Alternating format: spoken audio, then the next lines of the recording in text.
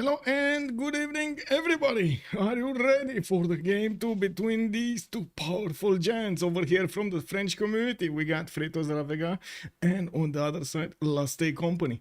Good evening, sirs. I do want to actually double check everything. It's fine over here. I'm not sure exactly what the map is, but I was taking a look at what's going on over here in the pick and ban phase. They did make one of these, Civ drafts, but they're still waiting for it. It's not started. We're still waiting for the players to actually fix their mods, because I gotta say this probably first as a disclaimer. Why are we waiting right now? Because well, most of the community is playing in the normal games with certain mods, and in this particular tournament we do have a different kind of mods. Actually, we're gonna have the former used BBS 228, and we also do have BBG static 570. They wanted to actually finish the tournament on the same mods they started it at the beginning. So but right now we do have most of everybody in the lobby, and I hope we're actually going to start quite quickly over here. Let me actually turn on back the music and see what's going on. We still have them. Bonsoir monsieur Ensazo, hello there sir and welcome. Hello there also the Beasley, how are you doing sir? Mozrat, good evening sir and welcome. Thank you so much for, by the way, for picking up that first promotion. Big shout out. I'd also noticed Toothpies, hello there sir and welcome. Sandorius, Clash of the Juggernauts incoming. Yeah, indeed, it seems like we do have the Clash of the Titans at Oder, sir. I did also notice Mutra did get one of those Diplo victories over there, building all of the wonders and getting all of the goodies. You see how it is? Very nice, very nice. Hello there, sir. Also, howdy, Cool Whip. Hello, welcome, sir. Hello there, everybody. Good evening, sir. Who won the first game? It was Freritos de la Vega that managed to win the first game. Also, Frankie Four Fingers. Good evening, sir, and welcome. Let me actually see. Oh, too. Hello, sir, and welcome. And asking the big questions over here. Will Last Company cook some Freritos tonight? That is the big question. I think that's exactly what the Beasley is thinking about right now. Where to put his points in, because I'm pretty sure Last Company does still want to get this victory, whatever it costs, and we're going to need to see how they're going to get their lineup so they can get that victory. I'm still not sure what the map is. Did we have everything up over here? Continents and islands. Ooh, baby, we're in for a treat. Continents and islands in this kind of game. Okay, I mean, definitely. Let's see how this goes. Is this a reality? Is this real life? Let me actually see. Pojunar, fellow that's in the welcome. Let me scroll down and say hello also to Casimir Miller. Hello there. I do also want to say hello there, YouTube. I square. Good evening, sir. I quit actually. Here's hoping all come online soon. Yes, please. Yes, please. We do have everybody in the lobby, so hoping. There we go. There we go. We got a confirmation. First of all, the pick and bans phase has started. Second of all, we do have Last Company as the first pick, and Freritos de la Vega are gonna be the second picks on the right side. And I do want to point out also continents and islands, man. It got confirmed. It is continents and islands. We're gonna see them pick quite a diverse pool of civilizations here between the naval ones and the land ones. I'm actually quite curious of the balance they're gonna want to approach in the game, and taking a look at what's going on over here. We do have them needing to get the first bans on the table. As you can see, we do have Last Company needing to get their choice here chosen, but it looks like 8 seconds to go and they're still thinking about this. They're taking their good old time to actually go through this pick and ban phase and start it up. Oh, did they just time out their first choice? Rome. Which Rome? Wait, what do you mean Rome? Both Romes? Which Romes? Black? Oh my god, man, we don't know. Anyway, we do have Norway over here coming up with Freritos, and I do also notice we do have Last Company on the left side going for Cleopatra Ptolemy, while I do notice on the right side we do have Coupes being ticked off, and you see how fast it is. Unbelievable. Actually, this is probably one of those, oh my god, they're actually going to start banning that one. No problem, let's take this one and that one and that one and that one, and the tempo keeps on going. We're going to need to see how Last Company gonna need to put their next 3 bans, and it looks like they're going to go for the Elizabeth the First, England over here, gonna take it out actually from the game. Not gonna allow those extra trade routes just running around everywhere. And of course, I mean, we might actually see Portugal being picked off. Well, I'm pretty sure they are thinking about those coastal trade routes over there. And as you can see, they are prioritizing doing as much damage to these civilizations with the naval bonuses as possible. We still have a lot of Englands. I mean, can they actually ban all the Englands? I don't think they can ban all the Englands, right? They're gonna ban some of the Englands, not all of the Englands. This map is always a ban. Yes, exactly, right? And somehow this was chosen. I'm pretty sure in the best of 3 that they have right now in the playoffs, they have a system of picking their maps, as in not the normal pick and ban phase. The first one chooses to pick a map, and then in the second game the other team is gonna need to pick a map, and I think on the third one they need to do something else. I'm not sure though, but that's what the impression I had from what I've seen. Also, let's see, I want Last Day Company to win because game 3 will be epic. Exactly, and that's exactly it. Geronimo, also hello there, sir, and welcome. Continents and Islands, I hope they didn't forget to bring their luck today. Yeah. Oh my god, yeah, I don't even want to think about it right now. We're gonna see the maps and we're gonna see how they're gonna try to use the remap tokens to actually get on one of those pawns. I don't think I've ever seen with BBM that type of map, continents and islands, and I guess it's a good thing that we actually have. Or I don't even know if it's a good thing if we actually have BBS or not, because I haven't seen comparison map over there from BBM. Anyway, it looks like we do have another one of these Englands coming up here. This time around it's gonna be England Victoria Age of Steam, while on the right side I did notice Japan Hojo has been taken down. We do need to see how they're gonna go through the next 2. I do want to say over here, after LDK did say Rome, he didn't actually say which Rome. And still, he didn't say which Rome. We don't know which Rome got banned. One of the Romes. I guess both of the Romes. Is it Julius? Is it Trajan? I guess both of the Romes. We still don't know. Anyway, it looks like Australia is going to be ticked off here by Freritos and Vega with so much potential at the beginning for that production from the pastures, and at the same time getting those campuses over there from the breathtaking appeal. Australia had a very good tempo, especially at the cannibal timing. It was one of those, I would say, outliers, one of like best performance basically in class. And well, we're going to need to see what type of other civilizations are going to be taken out here. I did hear something. I heard something. SDFD, FSA, hello there, sir, and welcome. Thank you so much for the follow. And oh my god, yeah, keep the complicated names going, man. I guess I'm going to need to train my eyes. It is what it is. Ban Spain, the Beasley is calling out. They didn't ban Spain at all. They took out actually the other Victoria, Age of Empire. Both Victorias out. I mean, we still have Dido, I guess. We still have Eleanor, England. There still are options for the naval powers. Indonesia, for example, is a nation that we haven't seen in quite some time. I'm pretty sure they can actually have a little bit of fun with Scythia if they want to. And I still wouldn't take out Tokugawa from the equation over here. Yeah, sure, you don't really want to trade that much with Tokugawa. Even though traders to Tokugawa are not that bad. Traders from Tokugawa, very bad for him. We still have Tokugawa. Exactly, we still have Tokugawa in our lives. I mean, let's say company is gonna have 2 first picks. 1 first pick. They're gonna have a big advantage. First of all, they're gonna need to pick up. Oh, never mind. Scratch that. Scratch what I said. What I wanted to say. They're gonna go for Dido. They're gonna actually secure that extra +5 base strength boat the Birim, and they're also gonna have the half-cost harbors. We're gonna need to see how Freritos and Vega are gonna want to actually retaliate to this, but I mean, I guess I still wouldn't take out Tomaris and oh my god, can you imagine if they actually pick Tomaris first? I think that's gonna put the fear of Tomaris, of the horses in Last Day Company. All of the ponies, can you imagine the pony apocalypse over here on Last Day Company? That's not cool, man. That's not cool.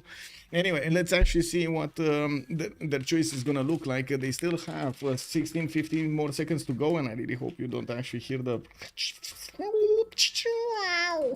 and stuff like that over here. Because, oh, yes, I'm sorry. That's actually the sound of the thing happening. Pick Indonesia, Netherlands, please. Yeah, there's an industrial great merchant who basically makes the already broken internal trade routes of Tokugawa even more broken. Yes, yes. I mean, everybody wants to see some broken Tokugawa trade routes, I'm pretty sure. And there we go, you know, normal pick in Indonesia. We haven't seen the Jongs in quite some time, but definitely a very strong naval unit. We do need to see how he's going to fare at the beginning of the game. He has one big advantage, the fact that he can actually pick up a Pantheon. Most of the time is the first Pantheon in the game, getting that extra faith immediately when he settles next to the coast. It looks like their second pick is also going to be Portugal. I mean, you know, definitely a very strong pick over here. A lot of goal potential if you can actually get those trade routes singing from the beginning of the game. Ooh, baby, so many goodies happening. One last take company, we do need to see their also second pick here, and they are gonna need another 35 seconds to go until they're gonna make their choice. Brazil and Portugal, you think they're actually gonna go for Brazil here? They might. I mean, yeah, why not? Netherlands, please. Also, Lancer is calling out. I don't know about Netherlands. I don't know about Netherlands, to be honest. I haven't seen Netherlands. I mean, we have seen Netherlands shine, but I haven't seen Netherlands shine in the last 2 months. So I guess I'm a bit circumspect about this. Oh, it is gonna be Netherlands. It is gonna be Netherlands. Lancer, it is gonna be Netherlands. There we go. We got Netherlands. We're gonna actually get to see it shine. Of course, played over here by some of the best players. We're definitely gonna need to see him squeeze every little bit.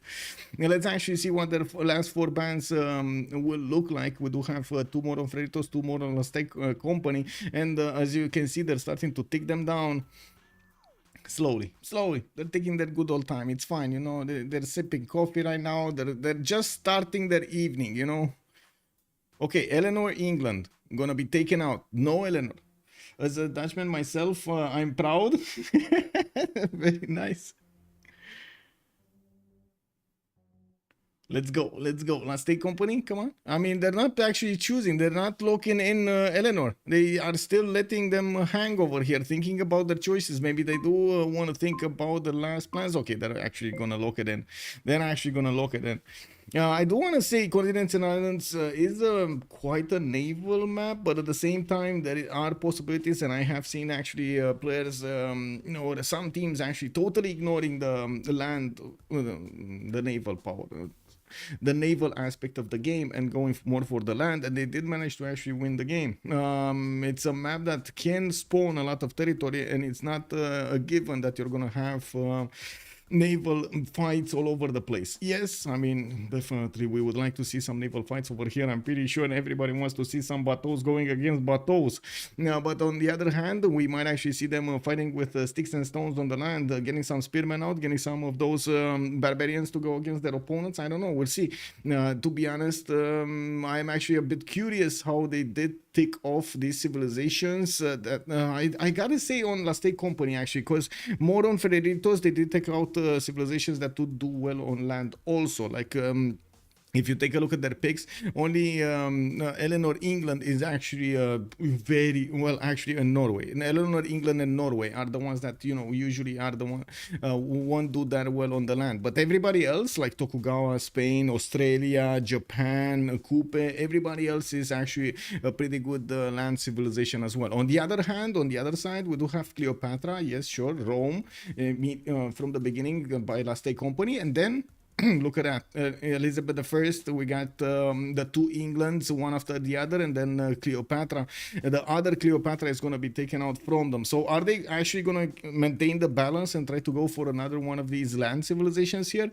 Or are they going to upset the balance? There we go. Land civilization it is. Land civilization it is. Yeah, you would play Scythia? Yes, exactly. Genghis over here, best. That also could work with plus 12 over opponent boats. I'm pretty sure you're gonna have a hell of a time. Guzakibo, hello there, sir. Doing well, better than me. Last 3 days have been poopy. Oh, I'm so sorry, sir. Indeed. Oh my god, it is what it is. If it makes you feel better, I actually had to sleep on the floor last night because the cat was meowing extraordinary. Yeah. I just needed to get out of that. So she shuts up. Anyway, Wilhelmina is my favorite behind only Japan's in the base game. Yeah, I would play as Scythia. Yes, Genk is the best. Hello there, sir. Hello there, sir. Woo, woo. Let's go. Okay, let's see. What do we have here? What do we have? Come on, what's going on with the picks? They're not picking. Oh, there we go. We got Brazil being picked up by Freritos de la Vega. We do need to see on La State Company what they're going to go after. While we definitely have them ticking off a lot of bonuses over there on the seas with the seven provincians from the Netherlands, and at the same time also Dido over there. I'm pretty sure they will need to take care of the land as well. Brazil is usually spawning on the middle of the territory of the land. He's not gonna go coastal that easily, and most of the time we actually see him putting like maybe 1 or 2 cities on the coast to try to get some Minas Gerais. That's basically the whole purpose of those cities. Now, but other than that, well, I guess we're going to need to see if he's gonna manage to go for a culture victory over there. There's a lot of potential for a lot of good stuff happening from Brazil. While La State Company going for Varangian over here, we're gonna need to see him if he's gonna try to play the city-states over here against against his opponents, and of course how he's gonna try to play around the bonuses that Norway does have with the holy sites, with the religion, and so on and so forth. I can't really say, of course, Dido or Netherlands are actually religious civilizations, so maybe we're gonna see them trying to use that religion to gather a lot of stats. Now, this is the version that there was no nerf, by the way, on one was a cross-culture dialogue, the bonus that gives you the extra science from a converted population. What is the general tactic in the picking? I think it's actually, I don't really think it's a general tactic, to be honest. I think everybody approaches the pick and ban phase differently, and most of the time it is according to their preferences and what do they know about their opponent's preferences. I don't think, and of course the map, like they need to take into account all of these, and out of the 70 civilizations, 70 plus, I don't know, are we at 80 civilizations right now in Civ6? But anyway, of the multiple civilizations, they're gonna try to narrow it down to only a few options, thinking about it and adapting as much as possible. Pick a win condition yourself. Well, it looks like Ludwig is gonna appear over here on La State Company, and just as Gunza Kimpo is asking us to pick a win condition, we're gonna need to see if Ludwig is actually gonna be the win condition. Everybody will spawn on a tiny island, very tiny, very tiny. Yes, 3 cities max. We go boom boom, bateau against bateau. Yes. Now, what is... Okay, I did answer that. 7 seeds in the finals. What a game. Yes, Exericon. Good evening, sir. I'm actually thinking... I think this is not the final, but anyway. I have a few thoughts about something. Oh well, it is what it is. We do need to one more pick over here on Freritos de la Vega. Let's see what they're gonna go for. It looks like it is gonna be Cree being picked up over here. Okay, definitely a strong Civ and a lot of potential for gold generation. We do need to see, of course, how the first maps will look like, and I'm pretty sure I do need to actually take a look at the 0ms. Oh no, I have actually 0ms to somebody, and I actually... Oh, there we go. We're getting back. We're in? I think we're in. Let's double check again, because I joined through 2 different people, and I think, well, sometimes it doesn't actually connect properly if you do that. But I think this time we're okay. We are okay. We're good to go. Let's actually put up the remap predictions over here in Twitch. Click start the prediction for how many remaps are we gonna have. 0, 1, 2. I gotta say they will have the option to remap at 10-10, and we're gonna have until then to actually take a look at their territory and see if they actually want to remap or not. We do have quite a few minutes until we're gonna see probably the first map here. They do need to pick up the civilizations, and they do also need to get into the correct order. I'm not sure if they did that before, like while we were actually taking a look at the pick and ban phase. Hello there, Urek. Good evening, sir, and welcome. Hello there, YouTube also. Hi. How many remaps? Let me actually put up this poll for you as well over here on YouTube, and give me a second. 0, 1, 2. There we go. Start the poll, and hopefully I'm actually gonna put the settings correctly, and we're actually gonna get to see the game. There we go. Okay, one more thing, need to put the windows in order. There we go. That's why I said flexible. You're gonna need gold army, many things. You just normally need one person to hyper focus. Usually, okay. I'm sure it's more complex. Like he said, you need to even out the word and SimCivs, for example. Yes, it said so on YouTube. That's a very good question. I'm coming back to this Cool Whip and Eric on the subject of the finals. Last week, when I did take a look at the games, it looks like this are gonna be the finals. But then I am starting to have second thoughts because they told me the CivFR Squadrons will finish actually next week, so there would be another week of this for them. So I'm thinking, wait, are those the finals? I think I saw somebody putting that title last week, and then, well, I just copied it, but it is what it is. Let me actually take a quick peek over here on Discord. Then I'm not sure, maybe we do have somebody here in the chat, maybe one of the admins from CivFR to tell us and inform us. If it is like that, I'm gonna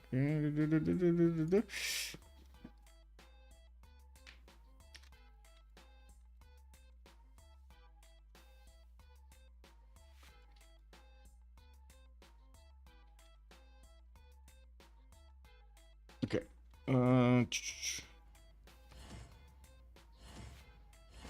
Oh wait, it's not continents and islands, or is it continents and islands? I really hope it's not just continents, because that would be quite a... that is a map that doesn't really... Oh my god, they actually are gonna play on continents? Wait, really? Wait. You're actually playing on continents? Ooh, oh my god. It's not even east versus west, it's just continents, guys. It's continents. Yes, it's not even continents, it's just continents. Hello there, Spilkip, almost you. Wilhelmina and Pedro, this game is beautifully already something completely different from... let me actually see, did they switch the map? No. Oh my god, and it is east versus west. Continents, east versus west. Oh. Okay, I guess this is gonna be quite an experiment. What can I say? Continents, east versus west. Okay. Hello there, Jacob. Good evening, sir, and welcome. Yeah. We're starting off with quite a banger over here in the week. Very nice, very nice.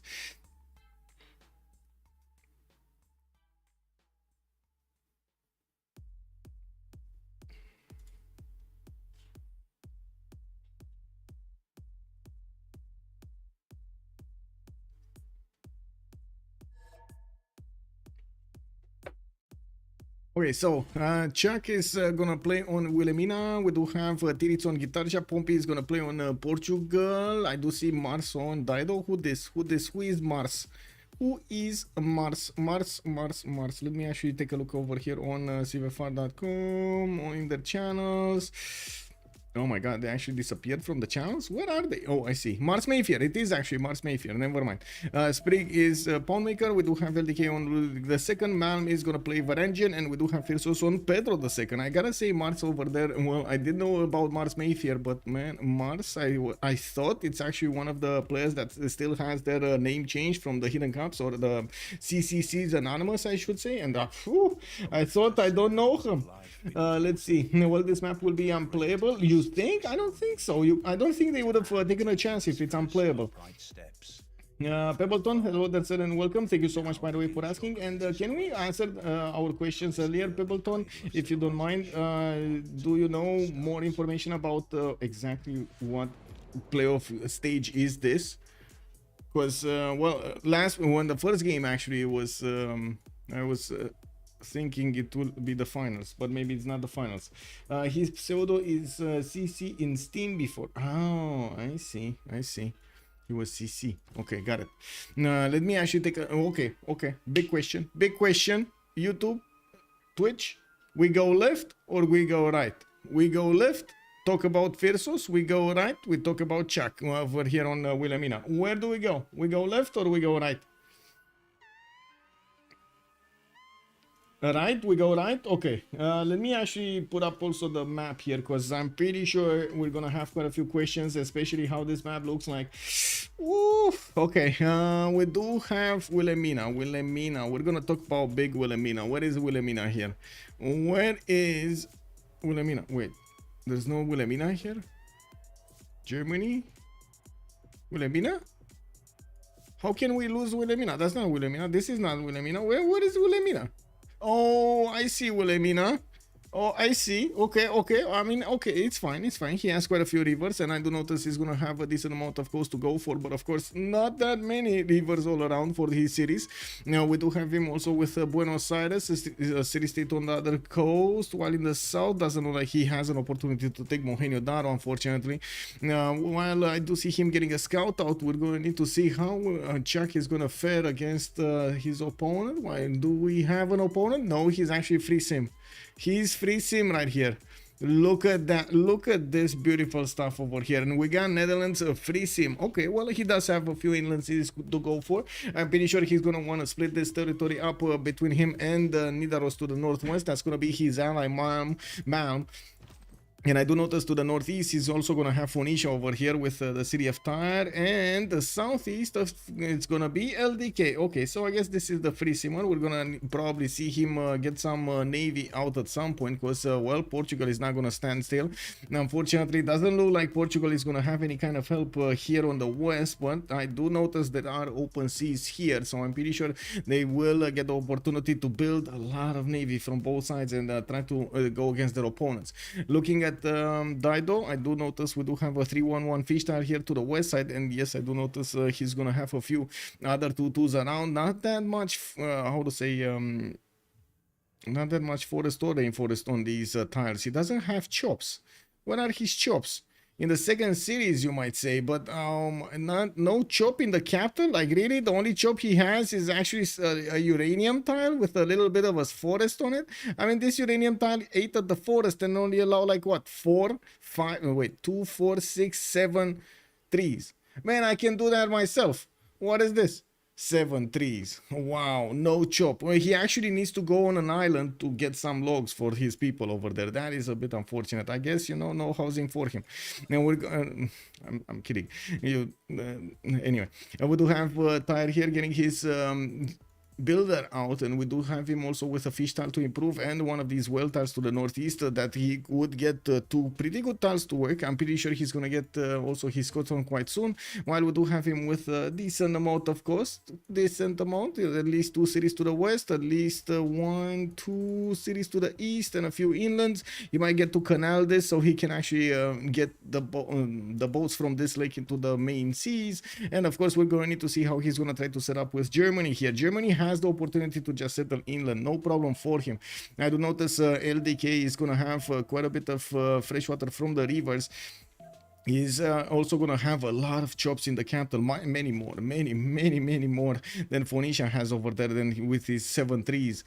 We do notice he's going to get that scout out soon. He's going to have a Lake Redba to the north, and yes, we're going to need to see also how he's going to plan out his cities around here. Could go to the southwest with the first one and not actually go for the Wonder Settle, even though this is kind of juicy. I mean, yes, sure, it doesn't have those 2 points of production there, but extra culture and gold sometimes makes it really worth.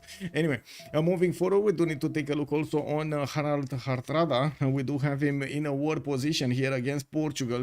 I'm pretty sure he's gonna need to get a big navy out to fend off the invading force. Well, we do have him also with the warrior towards the north and his scout moving towards the south. This is kind of bad land. Like, this is really bad. Oh, look, I mean, sure, the aluminium tile is gonna be amazing, right? He's gonna get a very good holy side there. That's a +5. Then he's gonna get the adjacency towards the harbor, which is amazing. Probably gonna put another city over here on the cattle and try to get as another one of those holy sites to the south. Yes, sure, but again, look at all of the other tiles. He's growing to like 3 population. He kind of remains out of tiles to work. In this city right here, he's going to need to actually buy two tools to actually make it work. That is extremely expensive. Anyway, we do need to see how he's going to try to make everything work, and of course, going for the builder first, he's going to give him the opportunity to improve his, wait a second, he builder second. Actually, he just put put the one. Okay, never mind. He just put one of those turns into a builder. Get celestial navigation boost. That's probably gonna be something that I'm pretty sure of Phoenicia is gonna get anyway. So I guess it's gonna be fine. Maybe they actually talked between each other and he decided to actually move away. I guess so. Aren't city-states a real decider since you can pocket them for the first era without problems? I guess we're gonna need to see if they can pocket them. But I think, wait, let me actually see the balance of the city-states. 2, 4, 5, 6, 7. No, actually 2, 4, and I just need to count these up, right? And then another 2, 4, 5. Okay, the Eastern continent actually has one more city-state than the other ones. That's a bit unfortunate because we have like these 3 ones: Samarkand, Jerusalem, and Kabul, which might not get discovered by Munich. We don't really have him exploring the world over here. He's happy in the tundra. I mean, you can't fault him for that. He knows it is what it is. You know, he has beautiful land here to the north, grassland plains, you know, some whales over there to play with, some crabs also to stick their fingers in. It's all good. It's fine. New Twitch channel on Chop TV. Yeah, IRL Chops stream well. Oh my God, yes. Yes, we need to build that muscle mass, man. We need to build that muscle mass. Now, aren't cities okay? Golden is not easy on this map. There is zero chance, non-zero chance that you don't meet the other team. Are you sure it's not a zero chance? Because to be honest, there's only one pathway that they could take to actually explore the seas here with a boat, and nobody really wants to get boats early. I don't know. It feels like it's a very close to zero, like under like 0.5 or something. Anyway, looking at Indonesia, we do have Majapahit getting a bit of help here. He's going to get an extra dice tile to work, and of course he already had the ability to get the faith from his city. We do have him going for city patron goddess as a pantheon, and by the looks of it, he's going to start moving towards the southwest to settle the lake for the extra housing, while he is going to, wait a second, is he going to just casually block himself from settling another city if he locks that in? I think so, right? If he locks this in, he's actually going to block himself from settling another city. He needs to go on the copper tile.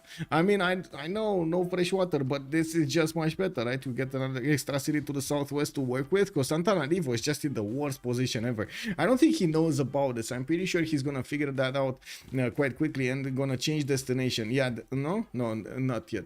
Okay, there we go. He just figured out Antananarivo is to the south and how he would actually settle over there. We're going to need to see if he's gonna go for one big city or he's actually going to split his land up between 2 of those.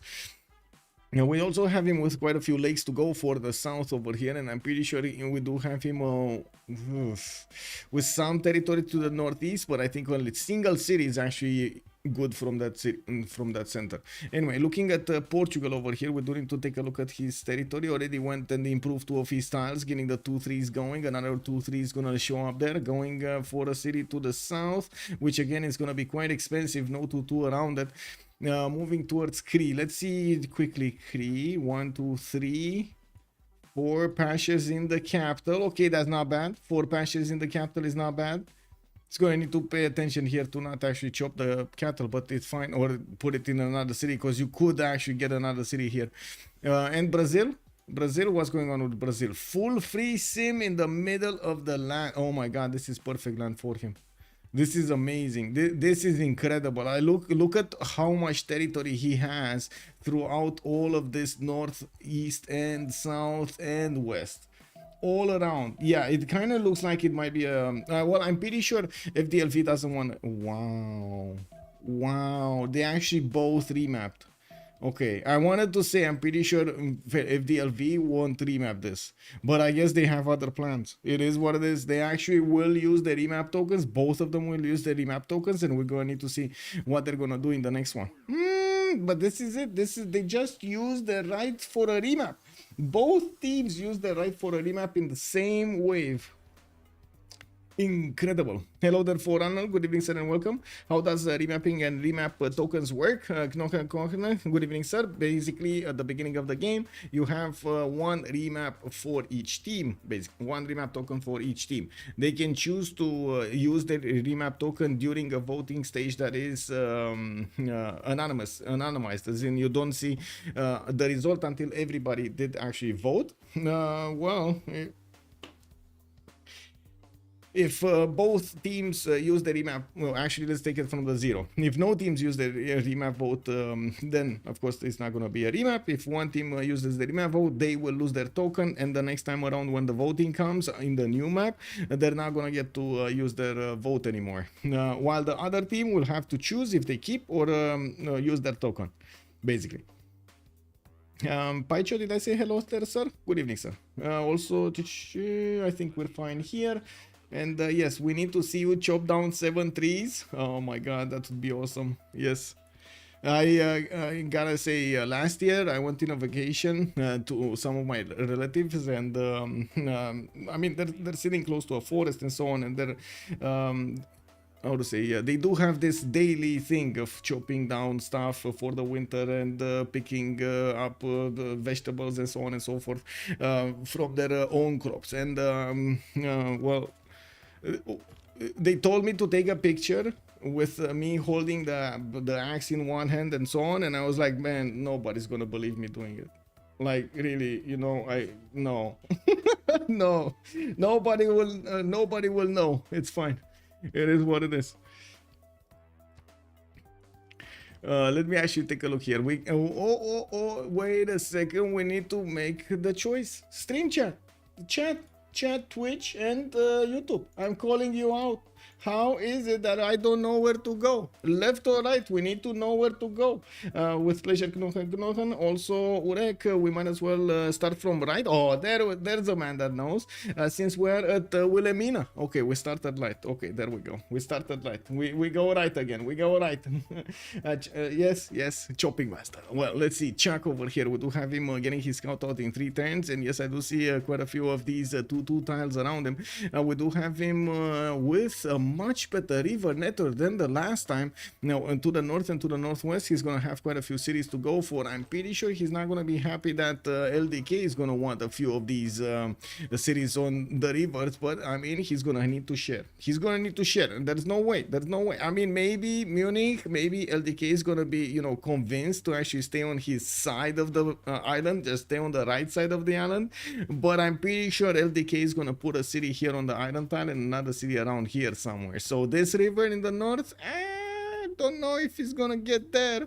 Anyway, we do need to see how Chuck is gonna want to play this out, right? We still have him with a city over here, a possible city over here somewhere, and of course, oh, whoa, actually, this might be kind of awkward. This might be kind of awkward. We got a city here, guys. Yes, we got a city here, I guess, taking one from the city of Tyre, and then another city here. It's fine. And then another city here. Okay, 1, 2, 3, 4, 5.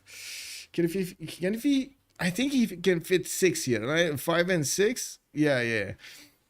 He could actually fit another one on the cattle tile to the south. I'm not saying it's a good city, but at least it's a city. I guess we're going to need to see how he's going to actually do this later on in the game. And of course, if he is actually going to have that many cities, I'm pretty sure if you do go for the caravel timings on this game, you're going to have quite a few problems, well, at that point, getting everything. It is what it is. Not that many cities. You need to stay on 5, maybe like 6 cities, kind of greedy to go for the caravel timing. Anyway, let's actually take a quick pick on the other ones. Dido, northwest. He does have coffee tile this time around. He's not gonna have the fresh water from the lake, but he does have a 1-tile river there. And I do notice he's also gonna have some desert in the north too. You know, I mean, this is basically his coast. This is the Floridian Phoenicia territory here. He has so much sand. I mean, that's one of the, I would say actually that's pretty nice, right? Going on a vacation over there. I guess it's gonna take him a while to realize that sand is actually good for him.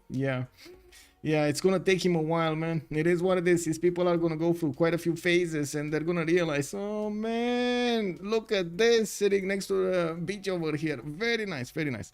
Anyway, we do have Mars needing to discover his territory, and I'm pretty sure he's gonna get cities on the coast as well as some inlands. The question is, how many cities is he actually gonna want to take here from Netherlands? He does have some territory to expand into the northeast. I don't think it's that big of a problem to just keep on going there, but at the same time, he is also going to require a certain number of cities in the later part of the game. We do need to also take a look at Ludwig II, which yes, he's getting his second scout out, which is very surprising. Getting 2 scouts on this map does seem like it's a little bit too much. And we do have also LDK here, also with his 2-2s around, quite a few stone tiles, 1, 2, 3 to improve. I wouldn't really say stone circles would be a requirement here.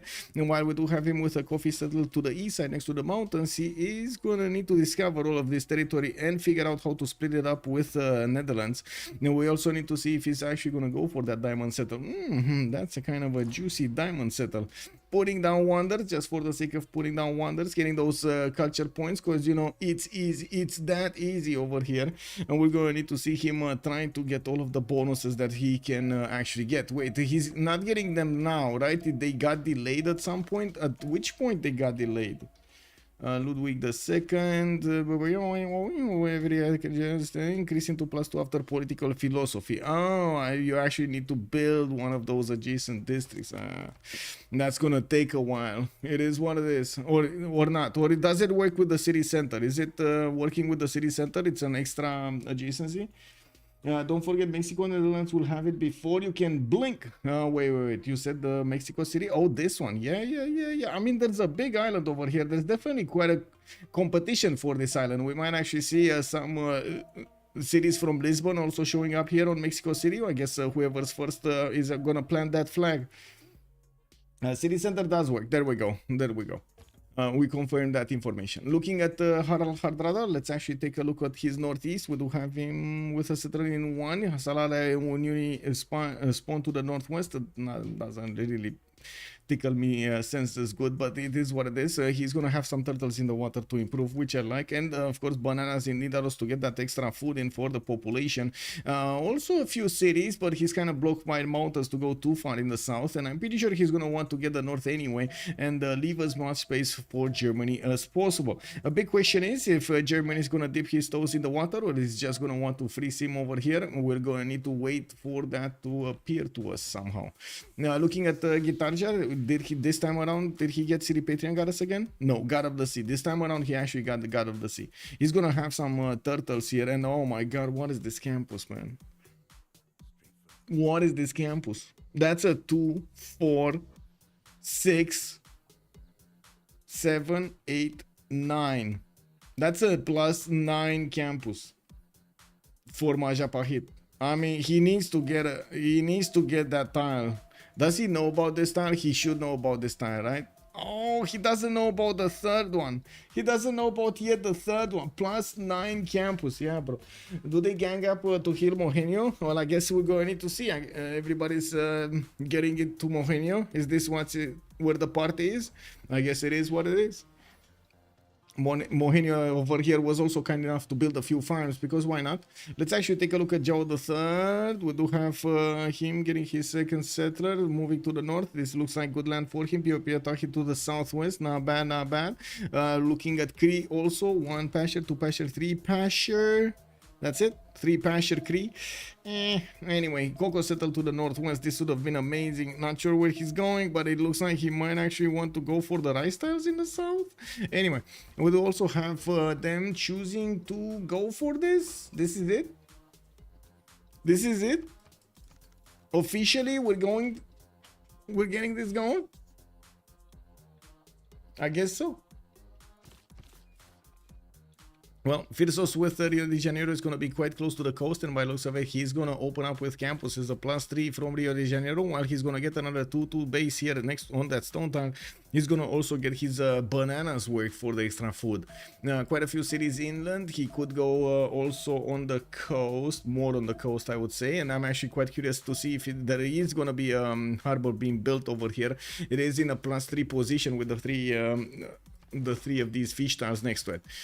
We do have also to talk about Phyrsos' strategic resources, so because it kind of looks like they went through turn 10. It is what it is.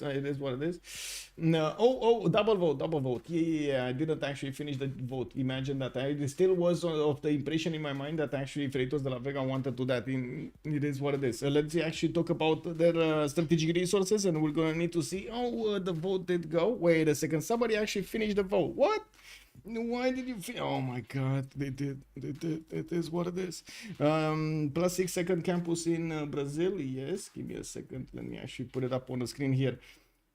Close the one over here and the pole. Okay, so looking at Chuck, he does have his iron tile to the northwest, and by the looks of it, yes, he's gonna have horses in the third ring as well to the west side. That is a bit unfortunate because, well, that's gonna be expensive. It's good that he's getting that second city over here to the west side of Amsterdam. And looking at his settler in coming out in 410s, he has quite a few spots to go for, but I'm pretty sure he's gonna prioritize getting the cities on the rivers so he can benefit from the extra adjacency towards his districts. Now we do have also to take a look at Dido really quickly. His strategics horses here. He does have some iron somewhere in the third ring. Okay, that's fine, but I guess we're gonna need to talk about the niter here. Actually, I think the most important part of this will be niter, isn't it? One niter tile here, second ring niter tile in Amsterdam. We do have Munich. Niter tile in the north, okay, not bad. They did actually give Germany Mohenjo-Daro. That's gonna be an extra city for him immediately. He's gonna have 3, and I'm pretty sure he's gonna go for the fourth one. There we go, coming up in 3 turns. Looking at also here, Norway is gonna get his +3 and +4 actually holy site, and I do notice he's also gonna get his settler coming out from Nidaros soon. While we do have him starting to scout out his territory to the west. He didn't actually put down a holy site in his second city, Nidaros. He did well. Sorry, that's the first city, Nidaros. He did manage to improve the turtles though, and we're going to need to see what kind of pantheon is he gonna pick, since God of the Sea did get picked up, didn't it? Yeah, God of the Sea got picked up, and there we go, the campus master right here, Mr. Titiits, is actually gonna get that +9 campus. It is official, he has a +9 campus. WTF, bro. That is more than, no, that is a little bit less than double the amount of science he has right now. And he has another one here that's going to be a +4 campus in Palembang. I mean, it can't really get better than this. Indo, yeah, Indo's getting it. He's getting it, man. He's getting it. Let's actually take a look also on Varangian. We did take a look. Dido, I think we missed that. No, we didn't. Okay, it's fine. We do have Coimbra here with his niter, and by the looks of it, he's gonna get his third settler to the south. He wants to get the extra culture tiles from Piotahi and some gold tiles, while we do have him getting a trader out in Fortens from Coimbra. Well, we're going to need to see if he is actually gonna get to trade externally here. No, he's not. This might actually, wait, is this passable? I don't think it's passable, right? You actually need to get a city there, a coronation city from the left to the right. That is a bit of a problem because we do have 2 nations versus Portugal, and Pompey seems to be all alone on this eastern coast. Well, that might be an issue, and internal trade routes it is. And then we do also have Cree over here that's gonna actually get that city on the 3-1 tile. He might actually give a city to Brazil here. That might be the reason he's actually not putting a city on that Coco tile to the northwest, where he could have had the biggest campus. Well, he does have some more geothermals to the northeast, and I do see another +6 campus, +4 campus, another +4 campus here. Definitely a lot of spots for a lot of science. While Spriggan is gonna get his monument out in 3 turns, well, we do have him getting his traders out. Remember, Cree does get an extra one, and he gets also to acquire tiles. Can you imagine these traders actually just passing by a lonely tile? They're actually gonna grab it into the city center. How does that work? Anyway, it's a nice tile, will be passable once the first sea level miss event happens. Is it actually the first one? I'm actually curious if it's gonna be the first one, or do they, isn't it the first one here, and then this would be the second layer, and then the third and fourth and so on? Isn't that how it works?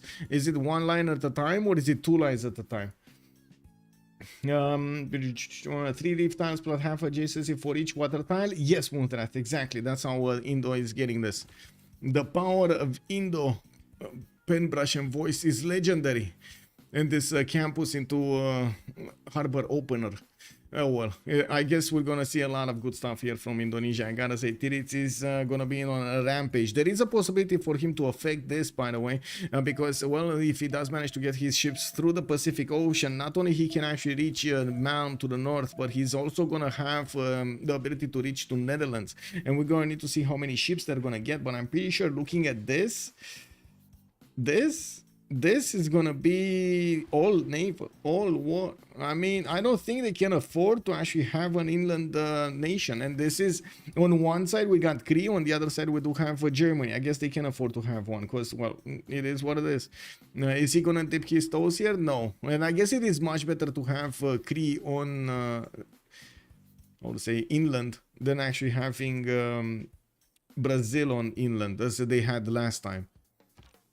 Yeah, Phyrsos is also going to open up with another campus here. That's going to be a +6. And yes, Rio de Janeiro is going to get a +3. Looks like both him and Titiits are going to have so much science coming out from their cities very, very quickly.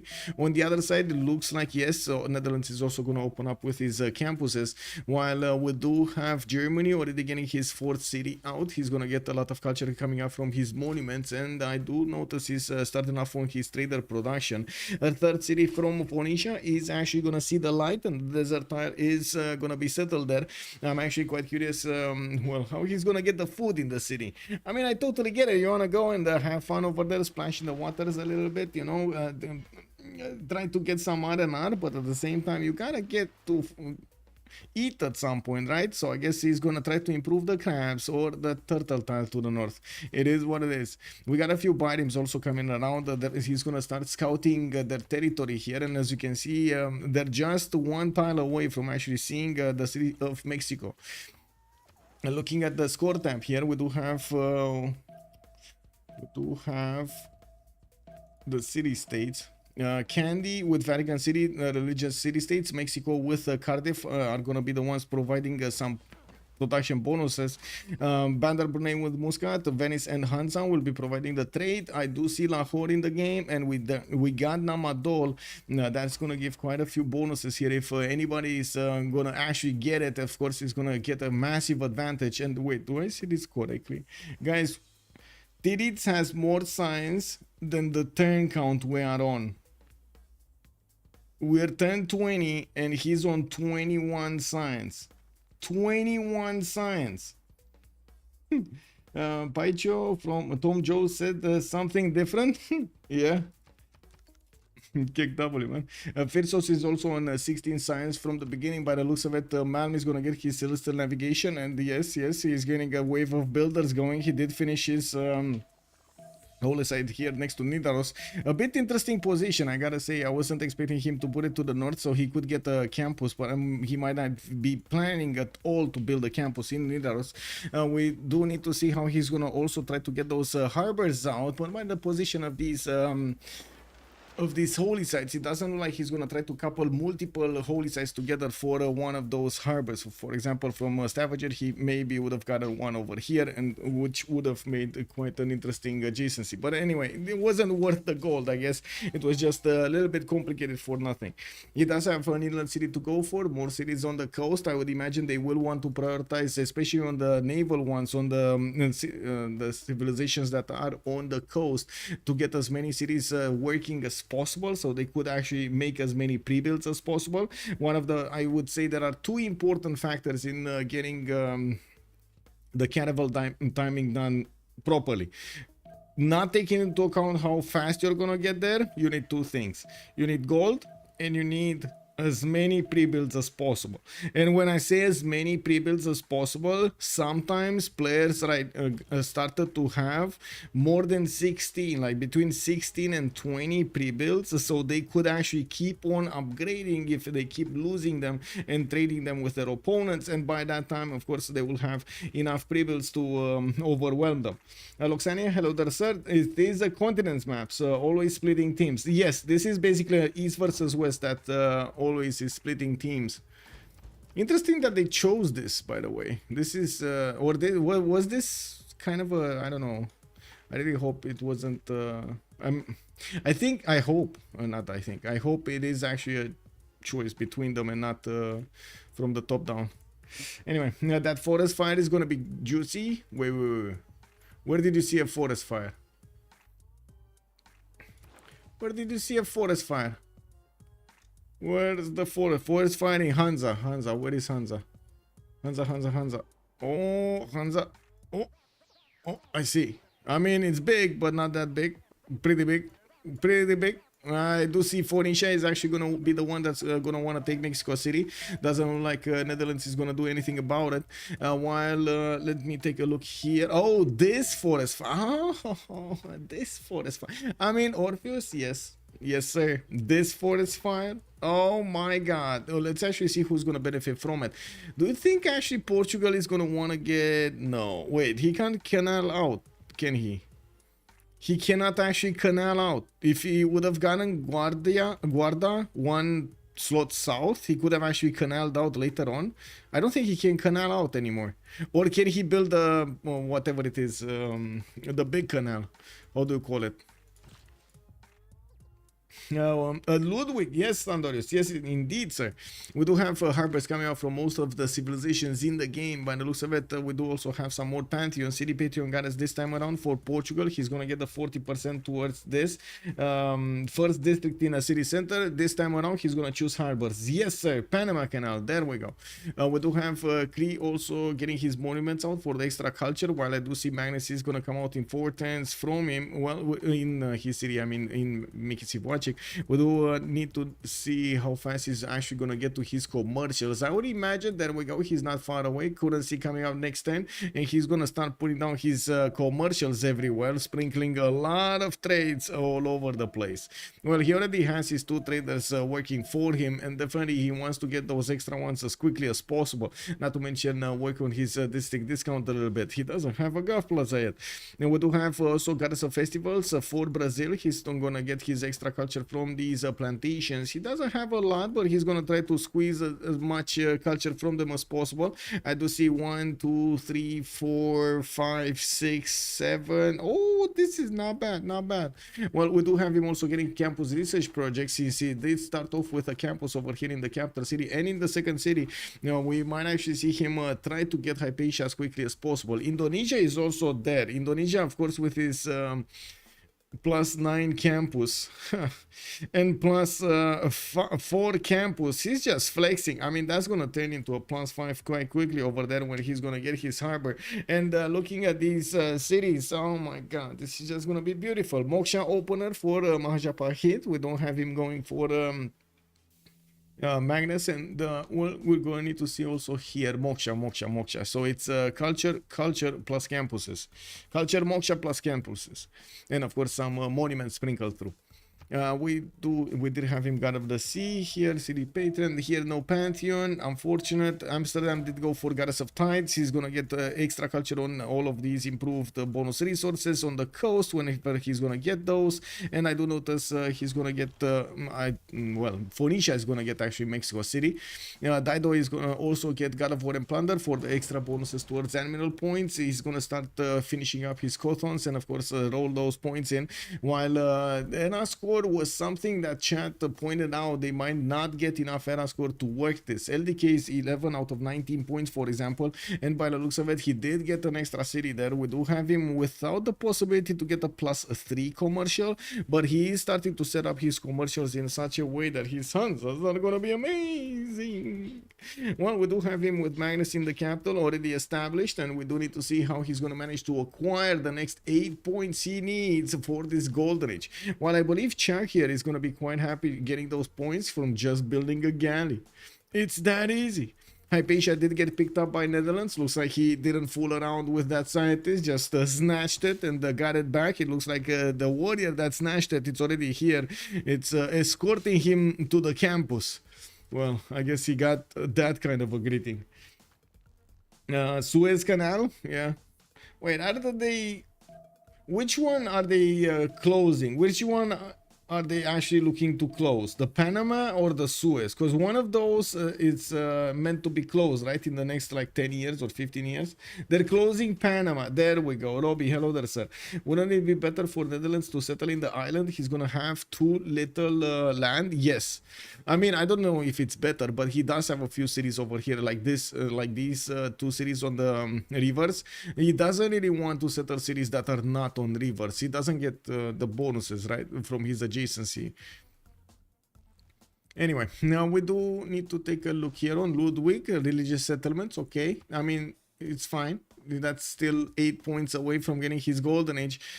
Is he actually going to chop the Great Bath? We only have 5 turns, not even 6 turns, 5 turns for him to get this. Everybody else except Chuck, which is gonna get the next turn. I'm pretty sure the boat over there is gonna be happy, just swimming is fine. We do have to see also when Phoenicia is gonna get the opportunity to see those cities of Lisbon. Not anytime soon, I would say. You would think that this is connected, but no, it is actually disconnected. Look at that. There's a one tile deep ocean here. Wow, I guess it is what it is.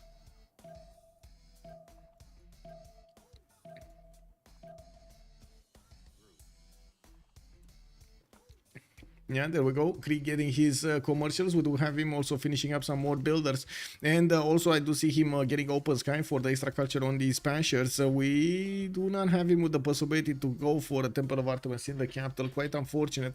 While I do notice he's going to need to discover bronze if he wants the best campuses, or especially Magvasaka he can.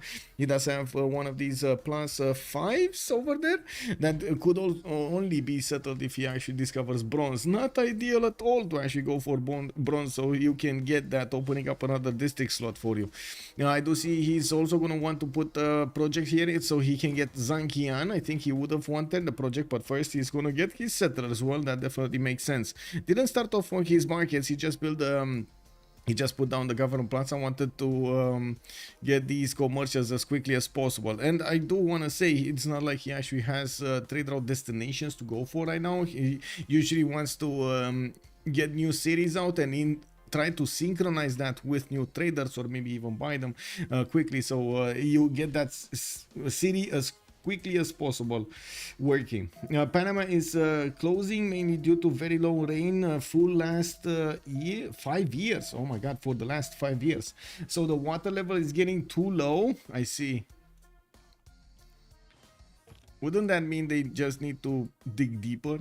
Don't get me wrong, I'm pretty sure it's very complex what they're doing there, but wouldn't that mean they just need to dig a little deeper? Anyway, now we do have a commercial. Do I remember that? That was like, I remember seeing one of those documentaries about the Panama Canal, and it was like an extreme feat of engineering what they did to actually allow those boats to pass through so much territory and so much land from one side to the other, especially like big boats.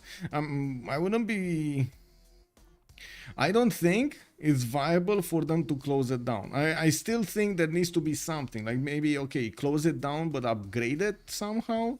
Don't close it down and let it like that. Panama Canal goes through a terrestrial freshwater lake. That's the problem. Can't just let in the ocean water. You let it in. You let it happen, Machiavelli. You let it happen.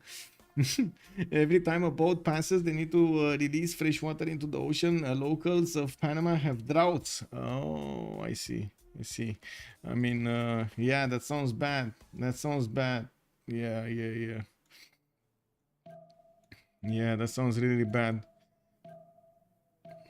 Well, if you dig deep enough, you're just gonna split the two Americas apart. It is what it is. Smorior, good evening, sir, and welcome. When you're stuck in a hole, just keep digging. Yeah, exactly. Yeah. Okay, let's see what happened here. Did LDK manage to get his points? He's 15 out of 19. We got him on a commercial hub investment project, and looks like he's gonna want to be projecting Zankian out, but he only has 2 great merchant points at 10. 1, 2. Yeah, 2. He's just gonna get another 2 points next turn, and by the looks of it, he might be waiting to chop the project in the city of Munich. Check the projects, or he's gonna chop something else. He's just putting another Apadana that he's not gonna touch. Looks like Liang in the city of Cologne. Okay. Interesting. Well, still needing 4 points. Well, that extra, he's not gonna get that extra. Wait a second. So there are 2 things that could save his life. No, the first one he already got. Government. He already got the government. Oh, political philosophy, oligarchy chosen here for Ludwig. While he is, I'm actually quite curious that how he did not go into autocracy to try to actually chop a wonder for the bonuses. He does have next turn, that's it. That's it. He doesn't have anything else. He has 3 chops and a project coming out. Is this gonna be enough? 3 chops? He's actually threading the needle very close by. Wait. Okay, he chopped a project. Zankian. That's it? Extra trade route? That's it? So we don't have him actually. Oh, he got it. Wait. Kick. Whoa, wait a second. Did he actually choose his government type and I didn't notice and he got the points just casually? Or was this he got a city state? No. Okay. He just got the points. Casually getting the points. While we were watching a sister hall coming up on Munich. I stand corrected. He got it. +4 commercial. He got the +4 commercial. Wait, he did? So this was, oh, he delayed it. I see what you're saying. He delayed it because initially when I saw the setup, I totally forgot about this. But I did say that he doesn't have a commercial to go for a +4. But it looks like he did make a +4 here with the other districts. Very nice, very nice, very nice. Yes. +4 commercial, very nice for LDK. Whoa, tutoring a campus from Cologne. He's starting to hit those district discounts, and I'm pretty sure he's gonna be very happy to just explode here with quite a few cities. I'm very curious if he's gonna go also coastal. He does have 1, 2, 3, 4 cities that he could go for. Another 4 and 5 cities if you count this one up, actually. This one on the 1-1. Anyway, looking on their golden ages, we do have Pedro II that needs to actually choose something, and let me actually take a look what's his opener. He did manage to get Euclid as a scientist. Well, it's fine, you know, Euclid is still a very good one. We do have him getting more Titiits improved, and I do see he's improving his bananas, getting his first harbor out importance from Harbor de Bahia, while he did choose to go for the Government Plaza from Rio de Janeiro. Didn't actually go for the Government Plaza specializing building here. He doesn't have yet chosen anything. Coincidence East versus West, yes sir. It's Bayern. He's just pre-placing wonders for culture boost. Yes, he does. He doesn't need to finish him. No, he doesn't. But I totally did not see actually that he does have a +4 commercial over here. So that's my bad. Definitely my bad. Interesting, it's map configuration or it did happen randomly. It is map configuration actually, Smorian.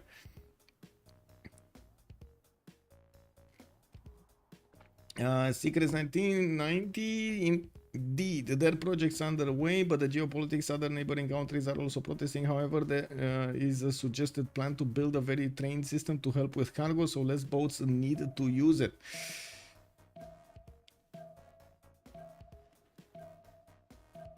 Okay. I'm thinking if you're talking about the cargo trains that would actually take the cargo from the left to the right of that small sliver of territory there, well, you know, quote unquote, or are you talking about the railway system to pick up the freight, the total freight that would come with on those boats? Because I'm pretty sure the boats do have a problem because they need to go all around, right, from like towards the south of South America, all the way around, and boats from Europe will still not be able to pass through towards California, and boats from Asia won't be able to pass through to Europe if we don't have the Panama. It just adds like a week or something, like 10 days of extra time. So I would imagine it's not feasible to actually get trains there to move shipment around. It's just not feasible. Maybe if you get it on that river land and you get a lot of them, but that would be in, oh my god, that would be in an insane system actually. So many trains that would move so much freight. I don't know, man. That sounds terrible actually to me. Anyway, now we do have settler coming up next time from Rio de Janeiro, while Pedro did go for a pen brush and voice golden age. Currency is also gonna be discovered next. 22 science with 28 culture, 38 production. Still on 3 cities, getting that 4th in e-kills next door. That's fine. He's also gonna take away a city actually from Indonesia. If he's gonna put this city here, I mean, he's gonna take away that northern one from Jakarta. While I do see Venice has also been taken down. Titiits is gonna have a 4th city. He does have some inlands, but without an easy possibility to get the boats in the water here, he will probably not want to actually get that going. And I'm actually quite surprised about this, especially knowing that Titiits is gonna have quite a problem to use his only 3 cities to 4 cities actually, 4 cities to actually get boats out. This one is gonna be kind of bad. I mean, this is a Tundra city. You can't really make it work, shine, you know, like explode and stuff. Easiest thing to solve the Panama problem, consume less. Panama Railroad hosts containers from Asian ships to Panama train and from Panama train to American ship. Yeah, basically that's what I was saying, Geronimo. But I don't think it's like thinking of how many trains need to keep on moving there per day, time wise. I don't think it's feasible. Like even if you have like a queue, I'm pretty sure you cannot move just like how many boats worth of space in that quick amount of time, so you could actually make it feasible. You can watch OnSpotTV on a potato. Wait, what? Potato? Oh yeah. I mean, yeah, that's gonna be hard, man. That is gonna be hard. Actually, watching me on a potato, that is definitely gonna be hard. But to be honest, we might actually see a processor soon that would require so little energy that we might actually get to power them up with potatoes. Yeah. You heard it here first. Let's actually see. We do have Netherlands also expanding, but I do want to actually keep on going on Pound Maker and keep the line going. Penbrush and Voice Golden Age on Sprig. We do have him also with another city towards the north. More settlers coming around. He's getting his Temenanki in Picto Kahanapiwi into the east side. He did actually grab a city very close to the Portuguese shores. Well, he does have also his library is getting built up, and I do notice, of course, he did not actually put the campus here. He did put it here, which is only a +2. It is what it is. It did go, of course, he did not want to actually spend bronze working, and that's another evidence, by the way, of how much it cost them in the long term to discover bronze working when it is not time to discover bronze working. We got the Hanging Gardens also chosen by him, and I do have to say that Cree over here will need to actually get quite a bit of culture for the late part of the game. I'm pretty sure he's not just gonna wanna let LDK do whatever he wants with all of the tourism there. Looking at Pompey, we do have him on 3 cities getting his harbor shipping projects. This is a bit surprising that he's going so quickly for one of these admiral points. We do have him generating 3 points a turn. Phoenicia is on 9, Norway on 3, and Indonesia only on 1, while I don't think Brazil is getting it. Oh, he's getting it next turn. Okay, he just finished one in Salvador de Bahia, and he's gonna need quite a bit more time to actually get everything going. Norway is starting to invade. Look at this, boys. We got Malm getting in there close up and personal with Phyrsos, starting to tickle him to see what's going on in Sao Paulo. Looks like he's poking the hornet's nest, and Phyrsos is getting his boats out as quickly as possible to try to fend off the invaders. Man, he's having none of it. I mean, he's just going for the hugs over there. He's taking Phyrsos by the arms and squeezing him, and oh, hello, we're here to party. How are you? Don't mind the swords, don't mind the arrows. It's all fine, it's all good, but we came to party, yes. Let me actually see what is your best bar in Sao Paulo. Let's go. Ave Machiavelli, that's actually not possible. We're already at the physical limit of transistors, and you can't power a CPU good enough to watch a stream. Now you're talking. Okay, well, you see, that's the problem. You're still thinking of this CPU design. What I saw is that actually improving the CPU designs quite a bit, and yes, not as they're not gonna work with this yet, or at least, or I should say, with watching or playing Civ6. But you can do quite a bit of stuff with extremely low voltages. What is the win condition of left team? On opposite side, I see culture victory by Germany, but Cree can't do the same. I would imagine they're going to try to go for a domination, while Cree is going to try to defend the culture victory. And of course, we're going to need to see how Harald Hardrada is also going to get to affect this, since he is already invading his opponent over here. I'm pretty sure Phyrsos is going to have quite a few problems with the invaders. This is correct. Current power delivery is the problem. A new proposed design is backside power delivery. There we go. Exericon, yeah. There are a lot of experiments actually being done right now, including how to improve the architecture from the ground up of PC. This is... Wait, we're in April, so we should actually see it soon. There's a PC being built that is resembling how the architecture of a human brain would work, and it's being built in Australia. And I'm pretty sure everybody's very excited to hear one, or I should say, when we actually hear something from it, how it performs. Looking at Gitarja, we do have a pen brush and voice coordinator on him also, and yes, I do see harbor shipping projects coming out. And as we talked about it earlier, we're gonna have a massive expansion of galleys coming out from a lot of cities here, so they can get the pre-builds. Already, we do have Malm just sending wave of these galleys out on the other shores towards other lands. It looks like the invasion of Brazil has started, and we do have the Norwegian galleys getting the first victory on the board there. I do believe they actually took out a galley here, or did he lose a galley? One of the two, but anyway, something happened there, and it's not cool. We do have Gitarja also with 47 science, already 40 culture. You can imagine he's not going to be far off from getting cartography. 4 tests, guys, he's 4 tests cartography. Woo, woo. Yeah, 4 tests cartography. Man, he can't afford to even get the money. I mean, he can't spend anything. They can't buy tiles, they can't buy anything until they get the caravel upgraded. So it's 180 a pop. Is he gonna have mercenaries in time?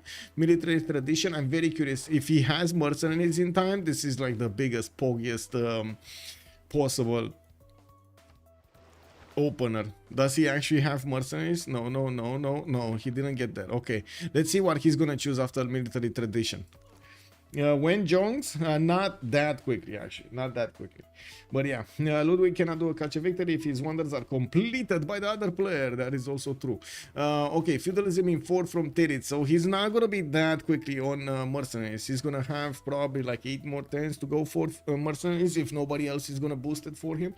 But I'm pretty sure he's gonna boost it himself. Feudalism, I mean, if he's gonna get boosted.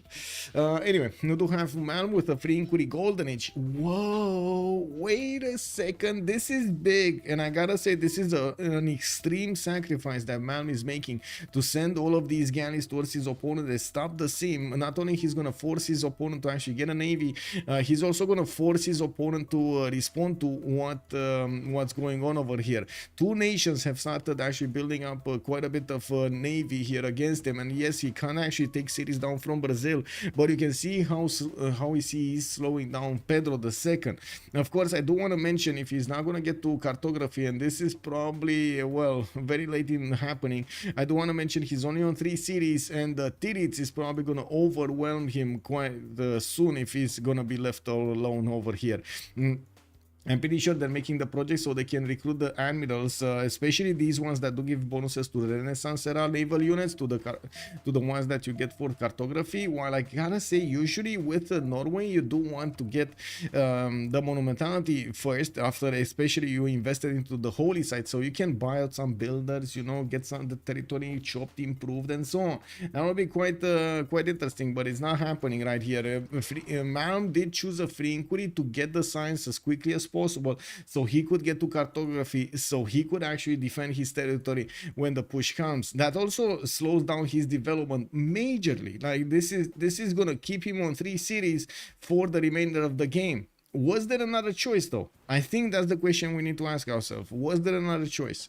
LDK, Pen Brush and Voice Golden Age, we got him with a 4, soon to be 5, 6, and 7 series. He did manage to get Coleus as a great merchant, and of course earlier he did get Zankian, if I'm not mistaken. Yeah, he did get Zankian.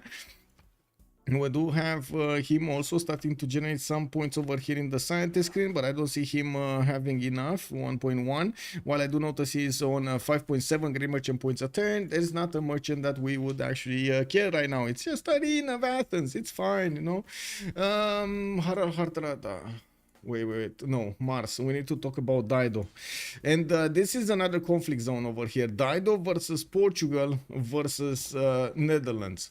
It looks like Dido is the one that's going to start building up his navy, and looking at the text side, we do have Dido 2 turns away from Buttress, while Pompey on the other side is 3 turns out, but he doesn't have the boat pre-builds, or at least not yet, going for these harbor shipping projects, so he can get a few more of those points. For the admirals, I do see he has a bit of a problem.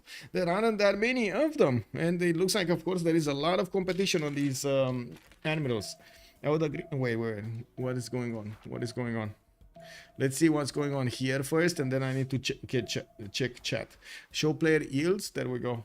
Yes, sir. Hello there, Cloud. Hello there, sir, and welcome. If you want to understand the general tactics pattern, I recommend Herson on YouTube. Okay. Victor level. Does ma'am have Victor level? I'm pretty sure yes. I'm pretty sure yes, because all of these galleys are actually getting out with the +7. I do see he did manage. I mean, not all of them. The first ones did not have it, but the rest ones do have it. So yeah, he has Victor third. PvP is very different. I even argue better than against AI unless you play challenges. The optimization and techniques are just so fun. Yes. Brody Butthead, also good evening, sir. I'm so excited to see how this map plays out. I have like 1400 hours of solo play, but never played PvP. Just recently started watching streams and enjoying team play. This map configuration seems so interesting as an idea. Yes, it is. Yes, it is. We actually had quite a few experiments with maps that are sided, as in left or right or top or bottom. But yeah, not all of them ended up being what we actually thought they will end up being. We do still need to see how the navy is going to be called here. Indonesia is going to need to get his a goal from his teammates if he wants to upgrade right now, even though I kind of doubted that he's going to want to actually get his navy improved with without having the half coast card. He's not far away from it, and it looks like he's actually going to get boosted here to feudalism by Sprig, while he's going to go for a military training. Is that military training to the top? Yeah, military training.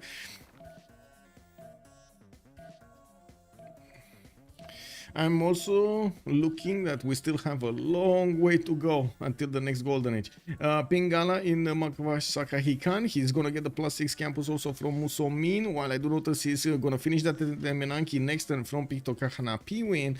We do need to see what's gonna happen here. Well, it looks like quite a few bows from Brazil did manage to acquire a few experience points, push back the boys, the bad boys here of Norway, and of course new, bigger, improved muscles here galleys are actually gonna start to get going against Brazil. How does this work? Why are they +7? They have like bigger paddles, muscles, wind catchers. How does this work? Snow Duck, hello there, sir, and welcome. What did you miss? Not much. We actually had one single remap because both teams used the remap tokens at the beginning. We do have them in a east versus west setup configuration here, and on the left side we do have Freritos de la Vega, while on the right side we do have La Stake Company, and we do need to see how they're actually going to get their bonuses going with both Germany and Cree trying to how to say, finish as many wonders as possible, or I would say get as many cities first, and then get quite a few wonders bonuses from those. We do have Mars Dido getting up for war against his opponent. He is upgrading. Titiits is upgrading. Wait a second, I was looking at that, but I was referring to Mars. Mars over here is getting his biomes out, and yes, we're gonna see him go for his caravels probably against Portugal. Portugal has and will have nows. They will need to get a lot of pre-builds right now. Right meow. We do have Titiits spending a lot of gold, 480 gold points over here on 3 carnivals, and we're going to see him use that admiral to push back Norway. Doesn't care about it. Of course, he just exposed himself that he has caravel technology. I do see the galleys of Indonesia have gone into deep water. Totally funky map. Yes, sir. Yes, sir, indeed. Matt Beats, hello there, sir. Since GPL Discord got beginner lobbies, yes, Xericon, that is exactly the fact. We do have novice lobbies. The +7 has a name, emblem. An emblem is an underwater ram. Oh, thank you so much, Machiavelli. Okay, very nice, very nice. Will Brazil get Minas? I don't know if they're ever gonna get Minas. Time for cannibals to eat. Well, I guess we're gonna need to wait over here for Titiits to get that going. And I don't wanna actually. Whoa! Somebody put up the Project Cisco. Thank you so much for putting up the protection. Oh my God, look at that! It just worked on automatic over here. Thank you, sir. Much appreciated. Yeah, I do want to put up the team labels also on the screen. I do know it's written over there a little, FTLV, but well, I did receive quite a few questions and of course requests to actually put these up, so I think it's better to have them than not have them. Wouldn't you agree? Okay, there we go. Got these here. We got this. We got this. All right, so I do have to say we didn't really have Brazil over here losing that many boats in the war against Norway. He couldn't actually punch through the defenses that already Brazil put out, and by the looks of it, yes, we're gonna have a harbor from Rio de Janeiro.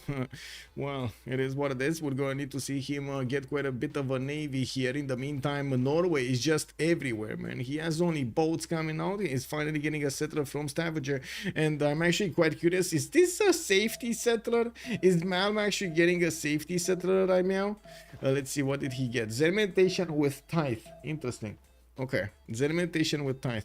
And for a second there I was actually wondering if he got Jesuit education or something, but who's gonna have time to build those campuses? Phoenicia is gonna get his biomes with also. Wait a second, I see a few of them with +1. No, there's no Victor anywhere. He did go for Pingala, Moksha, and I do see Reina.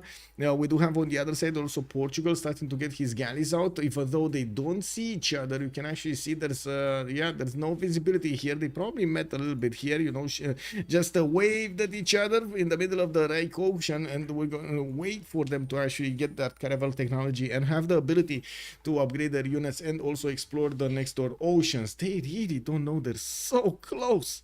They're basically touching borders.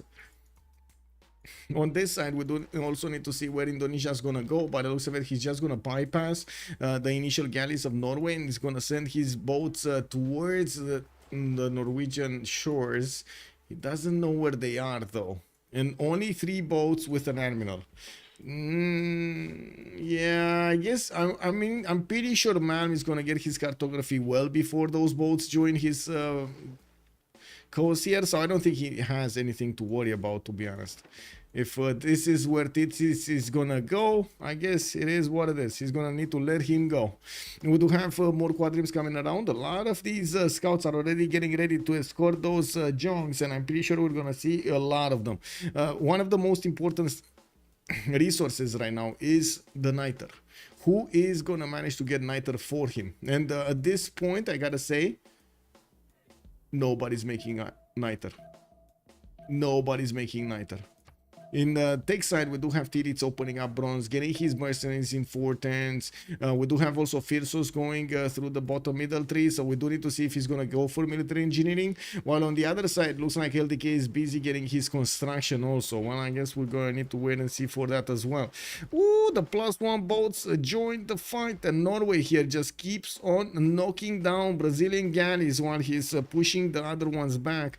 By the looks of it, the choice of Titiits actually moving towards the west side did not actually help out Brazil that much. And we do need to see him scout around. He's taking a leap of faith, I would say, actually going on the west side in the Pacific Ocean to see where his opponent is. If he does manage to sneak in, he might actually do so much damage. Like taking down Berlin, for example, would do significant damage. Taking down cities from Netherlands would do significant damage. And those 3 caravels are gonna be quick on their heels? No, it's not heels. How do you call it? Keels. Quick on their keels, right? Who do you think has the advantage right now? I would say at the moment with I would say FDLV has the advantage for the moment. I'm skeptical of this all-in attack from Norway. It's definitely going to slow down, but not enough Pedro II. I'm pretty sure Pedro does have a good opener over here, keeping up with stats as necessary. And when he's going to get, and he is going to get at some point, cartography, he's just going to totally stop this. But until then, he's going to still lose quite a few boats. And looking at this, it kind of looks to me that he was underestimating for some time how many units are coming against him. And now it seems like he's finding out the hard way how many units are coming against him. And there are so many units here that he could just keep on attacking to the city of Sao Paulo until they all die and he takes the city or something and upgrade caravels. He has only 2 more turns until he's discovering cartography, and right now he's keeping up his boats here in his shores. 1, 2, 3, 4, 5, and a 6. That's gonna get the cartography upgrade. He's not gonna wait. Does he have? I don't think he's gonna have. I don't think he's ever gonna. Well, he's not gonna have the half cost card. He's on 12 culture a turn. He's just not gonna have the culture, the raw culture to actually get that card. It is unfortunate. Two nighter near natural wonder that has to be settled. Hoary Harald, 232 faith. But that's like 300 safe in the bank, not in, anything useful here. Looks like he bought something, and I'm actually quite curious. Did he bought an admiral? Did he just buy an admiral for himself, or no? I don't know. He bought something, but I didn't actually see what. And we do have Norway here, general points, Netherlands, okay, Phoenicia, Norway is on 3. Who did manage to get these ones? Portugal got Lee Ferrickson. I do see Dido did manage to get Himerio, so they kind of tie each other there. We do have also Portugal managing to roll another one. Zenghi, and Indonesia was the one that picked up Rajendra Kola. So there is no admiral in the fight for Norway, for Netherlands. Oh, that's a bit, or from Brazil. That's kind of bad. That's kind of bad. I think we do have right now mercenaries on Titiits, so he's gonna manage to get that gold into these boats and upgrade them. Now he is gonna actually get to push back Norway from the north, and I do notice that now to say in the gold portion we do have on one side 26 plus 44 plus 29 plus 17. Doesn't look like they're making more than 100 or easily more than 100. Last State Company does have significantly better gold per turn, and I gotta say this actually changes my opinion of who is in front right now. I do also notice a very strong result here from Phoenicia. 72 science and 40 culture is very strong. He's also gonna have the cannibal with the fleet upgrade here, and it looks like he's gonna start one-shotting these Portuguese galleys before they're gonna get their cartography upgrades. There are still quite a few boats that he could. Oh no, he didn't actually move. Well, I guess we're gonna need to see next turn. He could only kill one of the boats, and he could kill 1, 2. Can he kill 3? No, there's not enough speed on these to actually kill a third one. Or maybe, I guess it depends. Wait, they have 1, 2, 3, 4, 5. Okay, and this is still a 5, so he could double shot this galley. He needs to be careful with this caravel to attack this one and not this one. This is very important for him. Not attack the one that would be in range. So he could kill this, and well, that one actually got out. Whoops. Whoops. Pompey protecting his boats over there. Man, I was just talking about it. He was probably, in the process of thinking how to minimize his risks and, of course, maximize his chances over here to keep these alive until he's going to get the upgrades in. I'm actually quite curious if Pompey did manage to get the half-cost card in this. No, he didn't. So he's going to actually need to pay so much gold to get that going. He's trying to go for civil service. He's on 25 culture a turn. Oh, gold is a problem here. I think gold might be what breaks their back. And this is looking like Last State Company did manage to fix the gold situation. We do have Spriggan over here starting to get quite a bit of gold per turn, 48, while he's getting a wave of builders. I do also notice he did manage to finish a few wonders. Hanging Gardens, Great Library, Temenanki over here, getting those points of science from these plot planes. I do notice he's also gonna finish a few theater squares and campuses to match that. And we do need to figure out where is this going. Oh, Indonesia is getting, he's getting everywhere, but not anywhere important. Okay. I mean, this would be bad. If he would have managed to get to Berlin, this would have been quite bad. But it looks like he's going to start moving towards Norway's shores, and they're going to try to bonk against these Norwegian caravels directly, rather than actually bypassing and trying to do some damage here to Germany. He doesn't know about this, and it looks like the lack of information is actually deciding the game quite a bit here. Look at this. They don't see anything of their opposing territory, or I guess you know what I mean, opposing team territory. This would also mean spies are not actually gonna work, right? You can't, if you don't see a city of your opponent, you can't really spy your opponent. This is not going to be a problem for Phoenicia. And I do notice he did manage to get all of those boats very quickly next to the Portuguese boats, and he did manage to do a lot of damage here in London. In the meantime, wow, these boats were so fast. 6 movement, 8 movement. Oh, this actually has 8 movement, man. And these are 5. Okay. We got the walls going up in 3 turns, and by the looks of it, he might actually, yeah, he's probably not gonna get to take it down in 3 turns. But anyway, that's still just gonna be a matter of time until he's gonna get his Squadrons out and start bonking on that doorstep with the frigate shots. That should be more than enough to actually take out Portugal here.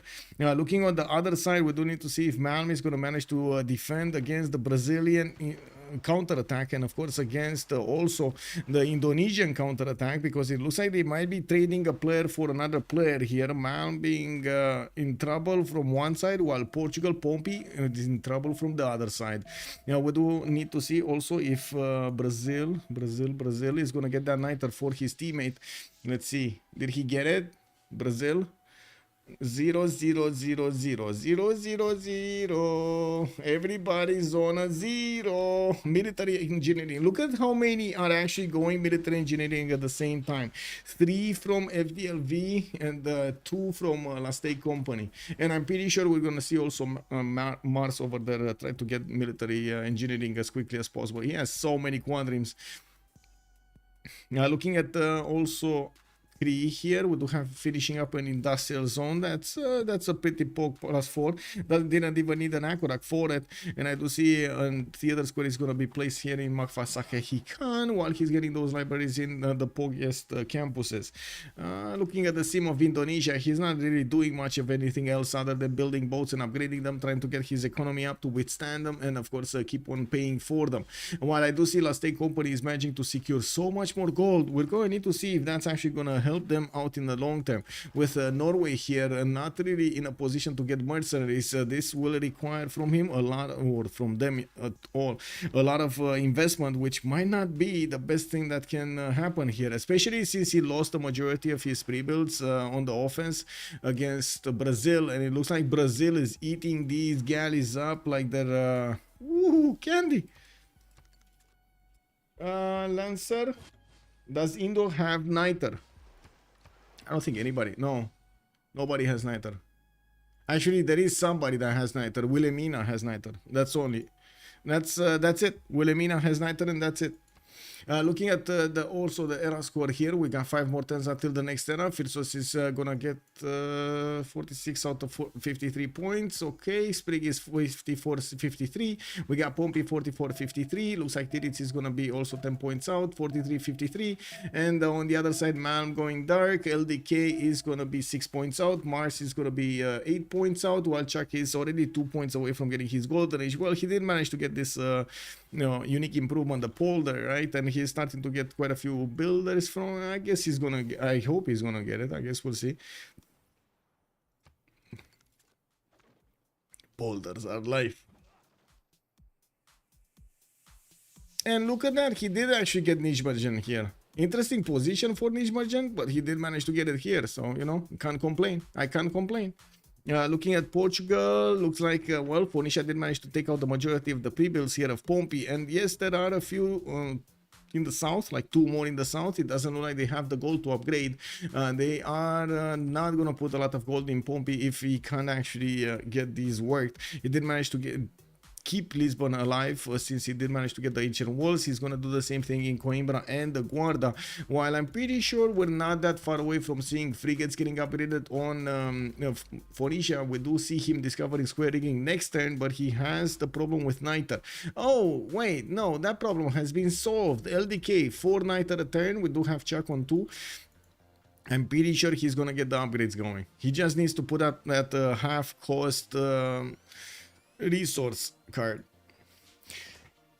It looks like also we got Snowden over here. Snowduck, sorry, actually hyped up for Lastay Company in chat. Ryan, also hello there, sir.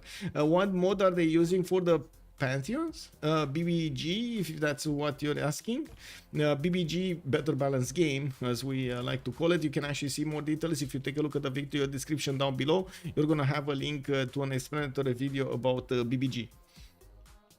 Oh, thank God that I could actually put details over there in how to say, in the description. It took me a while to figure out what kind of details I should actually put there, and but oh my God, so good that you can actually send people to a direct link without copy pasting it all over the time, and they can actually just, you know, look it up for themselves rather than you answering.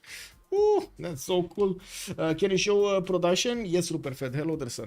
Now let me actually, I want to see what's going on, if Norway is going to get this going. I do see Spriggan is 153 production, very close to LDK's 154, while we do have them basically at the same science level, not that far apart at the culture level. Gold, not that far apart. They're keeping with each other very well. On the other side, I do want to point out that gold portent did improve a little bit. I do have to save FTLV 17, 39, 63, and 21 is going to help them fund these wars. We do need to see if it's going to be enough gold for the upcoming boats. I gotta say, it's gonna be only a matter of time until Phyrsos is gonna manage to get his Midas Goliath. Not very quickly, but still not very far away. He does need what, nationalism to actually get them going. It's gonna take some time, right? He's on medieval fairs right now. Now he's getting also one of these another one of these street carnivals with a theater square that's going to be boosted by it. And yes, I do see another theater square here, so definitely inching forward on the culture screens to get those as quickly as possible. While his opponent Malm is getting his carnivals, he's probably not going to be high enough in science to actually discover something like ironclads in the next part of the game. That's going to be a lot of work to get ironclads.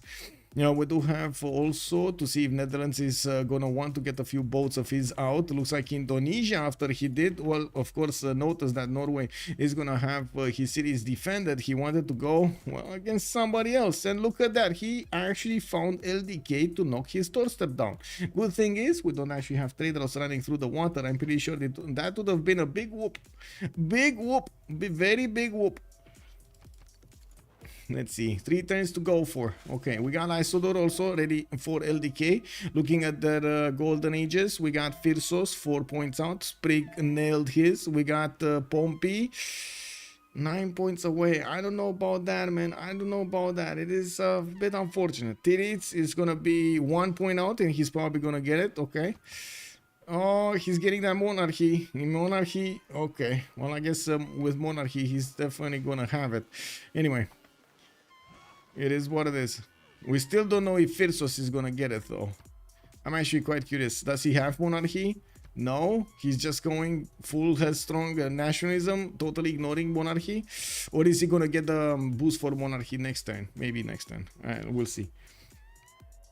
Diplo quarter here, we do have the first upgrades. The first frigates are starting to sail towards the Portuguese borders, while we do see Portugal trying to get a safety settler out. He's just gonna try to stay alive in this corner over here in this lake to the northwest. We do need to see if this is the exact same thing that's gonna happen here for Norway. Yeah, he's doing the exact same thing, man. He's just getting out of there.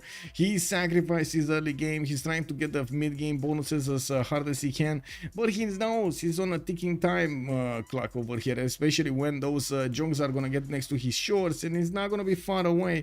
We do have the first ones on the way towards probably Lahore, and then they will keep on going towards the Norwegian shores. I'm a bit actually surprised we don't see these squadrons just standing still and waiting for the junk upgrades. I mean, it must have been something over here that unbalanced Titiits' plans.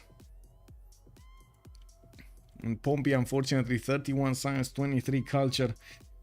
Yeah, his doorstep is being banged quite hard. That is a problem. Phoenicia is gonna feast on his harbors. Ooh, getting all of that gold in.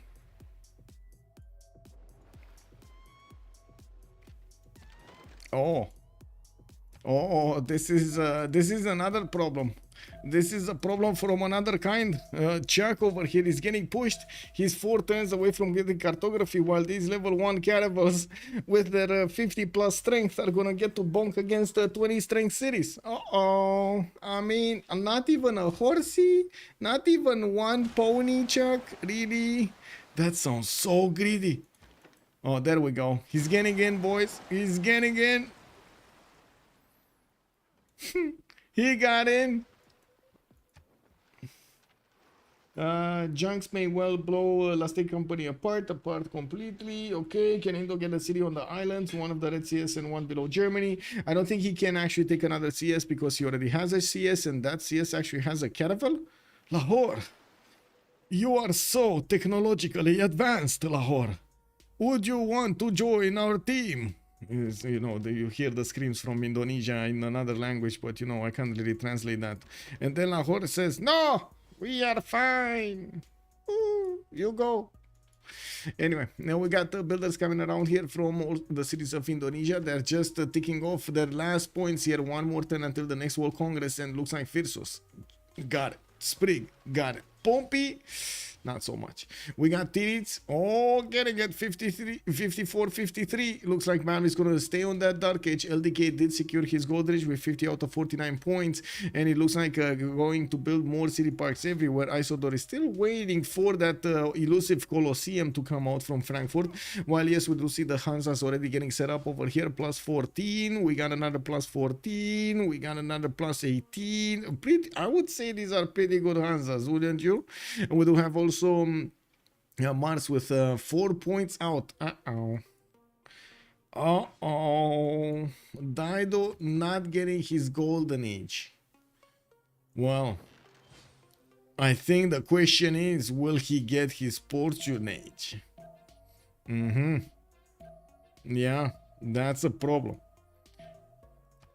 Also, does anybody know on the stream when and how the word restaurant came to be?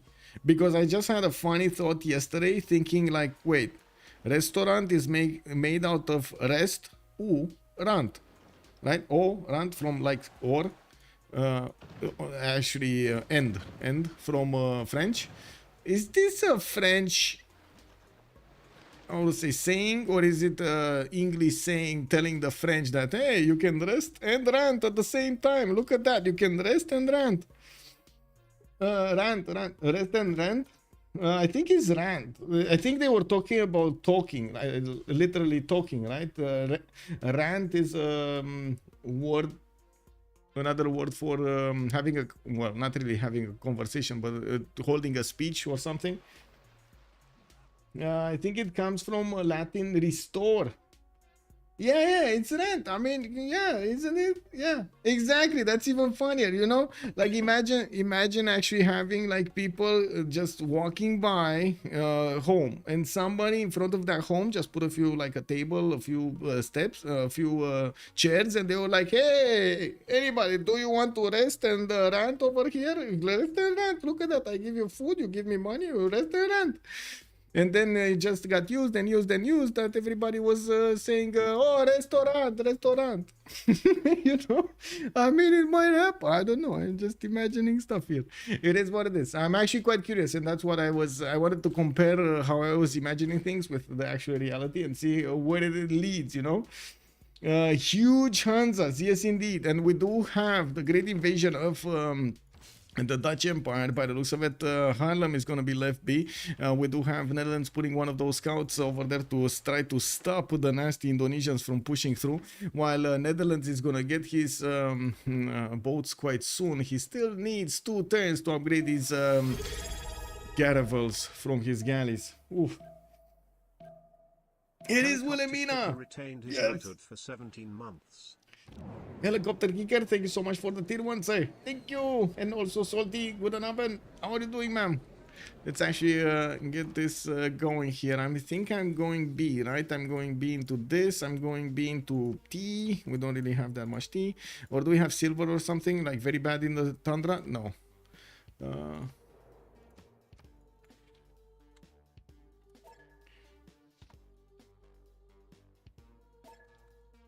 Okay. So we're gonna have a pause for 2 minutes and we're coming back.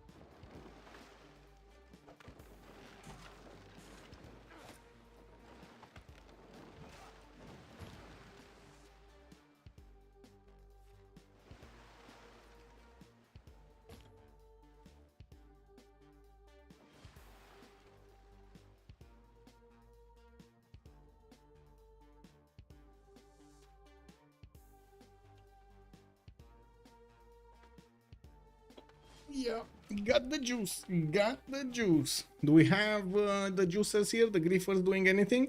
Looks like Harlem might actually get out of this unscathed. It doesn't seem like these caravels are actually going to manage to punch through, but it also looks like Indonesia's navy is going to go directly against Netherlands and try to save over here Portugal. Some of the boats of Phoenicia will need to be deployed to save Netherlands, and to be honest, it kind of looks like Portugal is, well, kind of dead. Was in kind of taken away from his initial lands, initial territory to do something in the game. We did have this, right, this passage next to Berlin. It looks like Germany did manage to get the walls up there, and doesn't look like anything's happening. Okay, Phoenicia putting his first caravels in the south. Looks like the Indonesian boats are much stronger than the Phoenician ones. It doesn't have an admiral here for them. Gitarja did manage to get -4. That's kind of bad on already kind of bad gold a turn from FDLV. That is kind of bad. That is eating at the resources over here so much. And I do notice LDK did manage to get a lot more production right now than Sprig, but I think that might be just a matter of time until he finishes up new markets and gets everything going. Not to mention he doesn't have his full setup going with Aqueducts, while we do have over here LDK with his full setup of Hanzas by the looks of it. Till BBG's version of Polder only require one, yes, one adjacency tile. What would be best middle age government for this type of map? Coastal nations. And I guess that's actually a very good question. I still think it's monarchy. That's probably going to be the one that you're going to stay in the most. If you want Merchant Republic, but the Merchant Republic is usually, if you want Merchant Republic, you want to have definitely a lot more peace, so you can actually get the benefits out of building those districts faster and so on and so forth.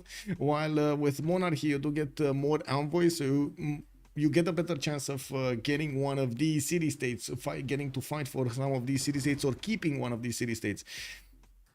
So you need to always have a well, the third one would be theocracy, which I don't think players are actually going to go for. Nobody's going to go for it. Not even Indonesia is going to go for that to buy his boats cheaper.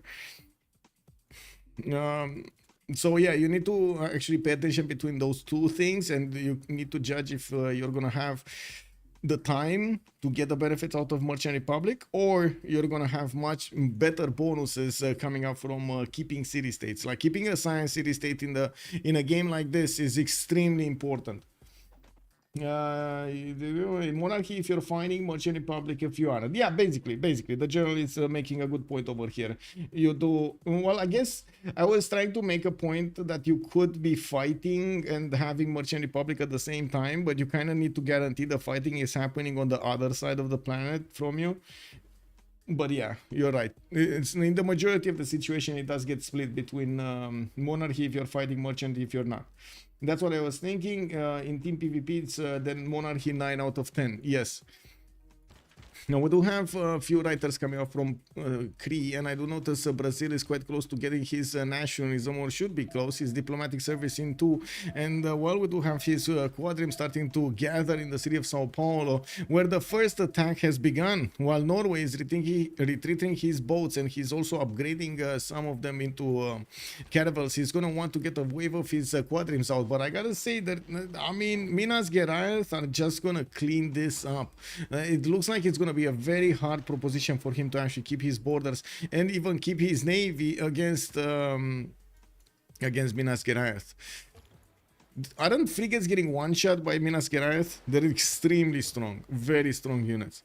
Anyway, now we do have a few more settlers coming up from Germany. More settlers? Wait, what do we have here? 2, 4, 6, 8, 9 cities. He's 9 cities already, and he wants another one from the city of Cologne. 2 other ones. Oh my god, he's settling everywhere. Well, I guess we know what LDK is gonna be up to. 100 science, 130 culture, definitely very good results in a pen bash and voice golden age. 267 points of production.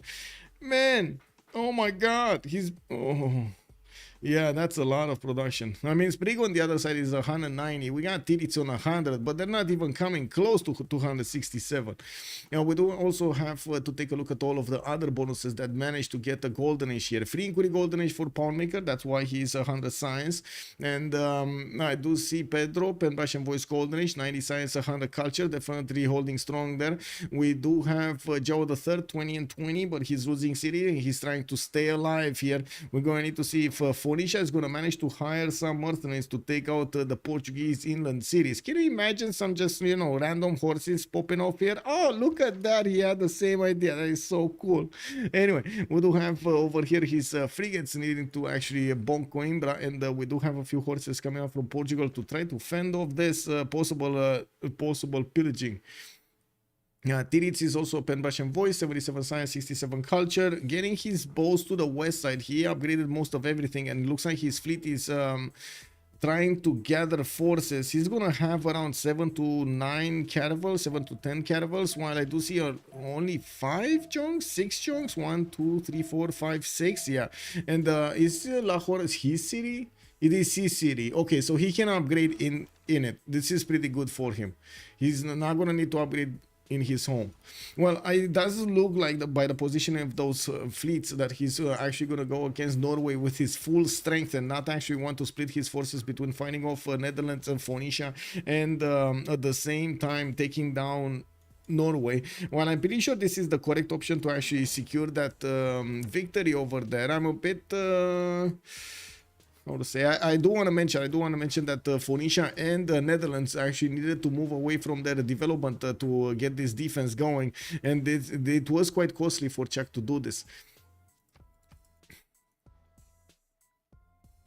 On the bright side, FDLV fans might get to see them play another game. Yeah, that's true. That's true. Lord Bowser, hello there, sir, and welcome. 3 more cities. There is another city between Aachen and Munich. What is it?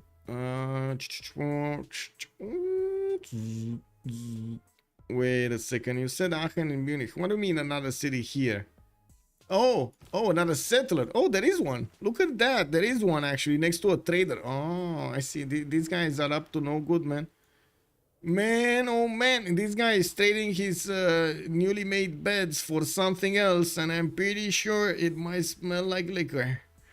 Yeah, look at the trades of Malm here, just corrupting the settlers of Germany. Well, we do have Malm going to the northwest of Mohenjo-Daro, and by the looks of it, well, he's gonna have that city safe. Well, why does he have a battery ram? I'm pretty sure he didn't build... What? Was he actually... Oh, I see. Is he actually planning to go with berserkers against 50 plus strength cities? I mean, it's possible, don't get me wrong, but is he gonna get there? I mean, oh, look at that. He might. He did manage to get the general, and he does. Oh my god, this is awesome. This is awesome. Is there a link to the Discord? I haven't joined it yet. On my Discord, you mean? Yes, it's underneath the stream. I'm not sure where. Wait, I can give you the link manually. Give me a second. I need to click buttons.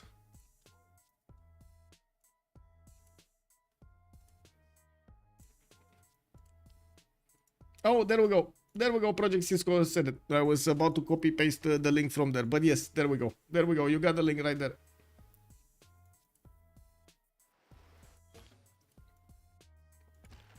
Okay, so the two navies are converging, and it does look like the Norwegian Navy didn't have time to repair his boats yet. And while we do have Indonesia and Brazil tightening the news on his cities over here, it looks like Malm is scrambling to get an attack, a counter-attack going through the northern passageway. And we do have Brazil also getting that line of pre-builds for his Minas Gerais. He wants a lot of them. Like with these, he might actually get to clean the map. 1, 2, 3, 4, 5, 6, and he's gonna get the 7th and an 8th here quite soon. And we do have him getting his wait a second, his humanism in 2 turns. Okay, still not there yet. Okay, Frigates also getting upgraded in Norway. They did manage to get quite a bit of gold now that they did actually get to pillage the harbors of their opponents. Looks like Lisbon capital did fall, while we do have some Cree horses coming and pillaging those tiles there.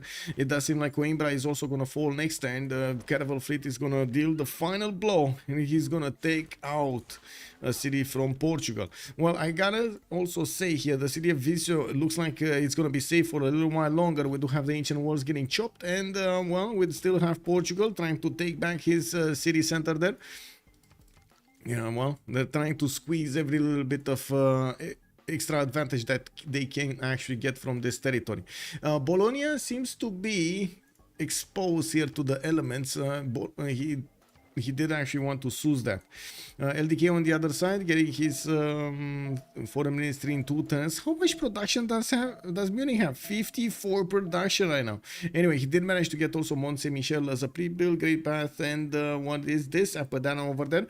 He's also working on his universities to get a lot more science, and does seem like he has a much better, much more balanced approach to the game than Sprig has with Cree. But I gotta say, a lot of that is on Ludwig versus Cree bonuses. I would imagine Cree is going to follow up with quite a few of his bonuses here. He just needs to finish his industrial setup. It is definitely later than LDK, but he's going to catch up. He's going to catch up. Okay, so the big war is starting. Oligarchic legacy on the Brazilian caravels. We do have Indonesia also with oligarchic legacy. He also has a spy on Norway, something that I don't think there is. So we got this visibility here, and look at that. They do not see, or they wouldn't have been able to see the Phoenician cities here if Mars would not keep Lisbon. But I guess, you know, it is a capital. You kind of want to keep it. You don't want to let it be free, run free over there. This is the BBG that doesn't actually give you the Diplo favor for keeping a cap, right? It's 570. You actually get a penalty for keeping a cap. I'm loving the map setup. Yes, sir. When U-boats? That's a good question. Hello there, Gelukshan. Sorry. No, you know what I mean. East versus West can be fun to watch. Yes.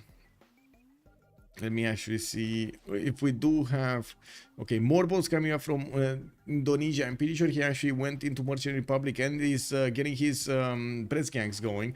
That's what I wanted to mean. That's what I meant. He opened up the Merchant Republic Civic, and of course did manage to get this going. While I do notice Phyrsos is still trying to enlighten himself. We got 2 more turns for him to get that going, and he did manage to discover some berserkers. He only saw the shadow of the berserkers just disembarking on the territory, while by the looks of it, he's working on taking out the initial cities of Norway here. Norway did manage to get safety settlers out. He has Bergen next to the mountains between Dido and Germany.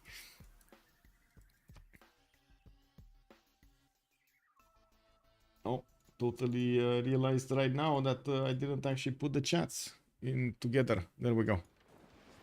Harbor shipping projects coming up from Malm. Looks like Indonesia is starting to eat away at the caravels of Norway here. Easy peasy with the Jongs moving in first. We do have also Brazilian caravels starting to make a mid shield, so these Jongs are not going to get hurt. That's a lot of damage, those walls from Oslo, and it looks like that city is going to be shaved off, clean off the map very, very quickly, but not before he needs to actually pillage. I'm pretty sure he's actually going to get the harbor gold. I mean, you know, you need as much gold as possible, and they can't really afford to pass up on the opportunity, especially since Titiits is negative with minus 15 gold a turn.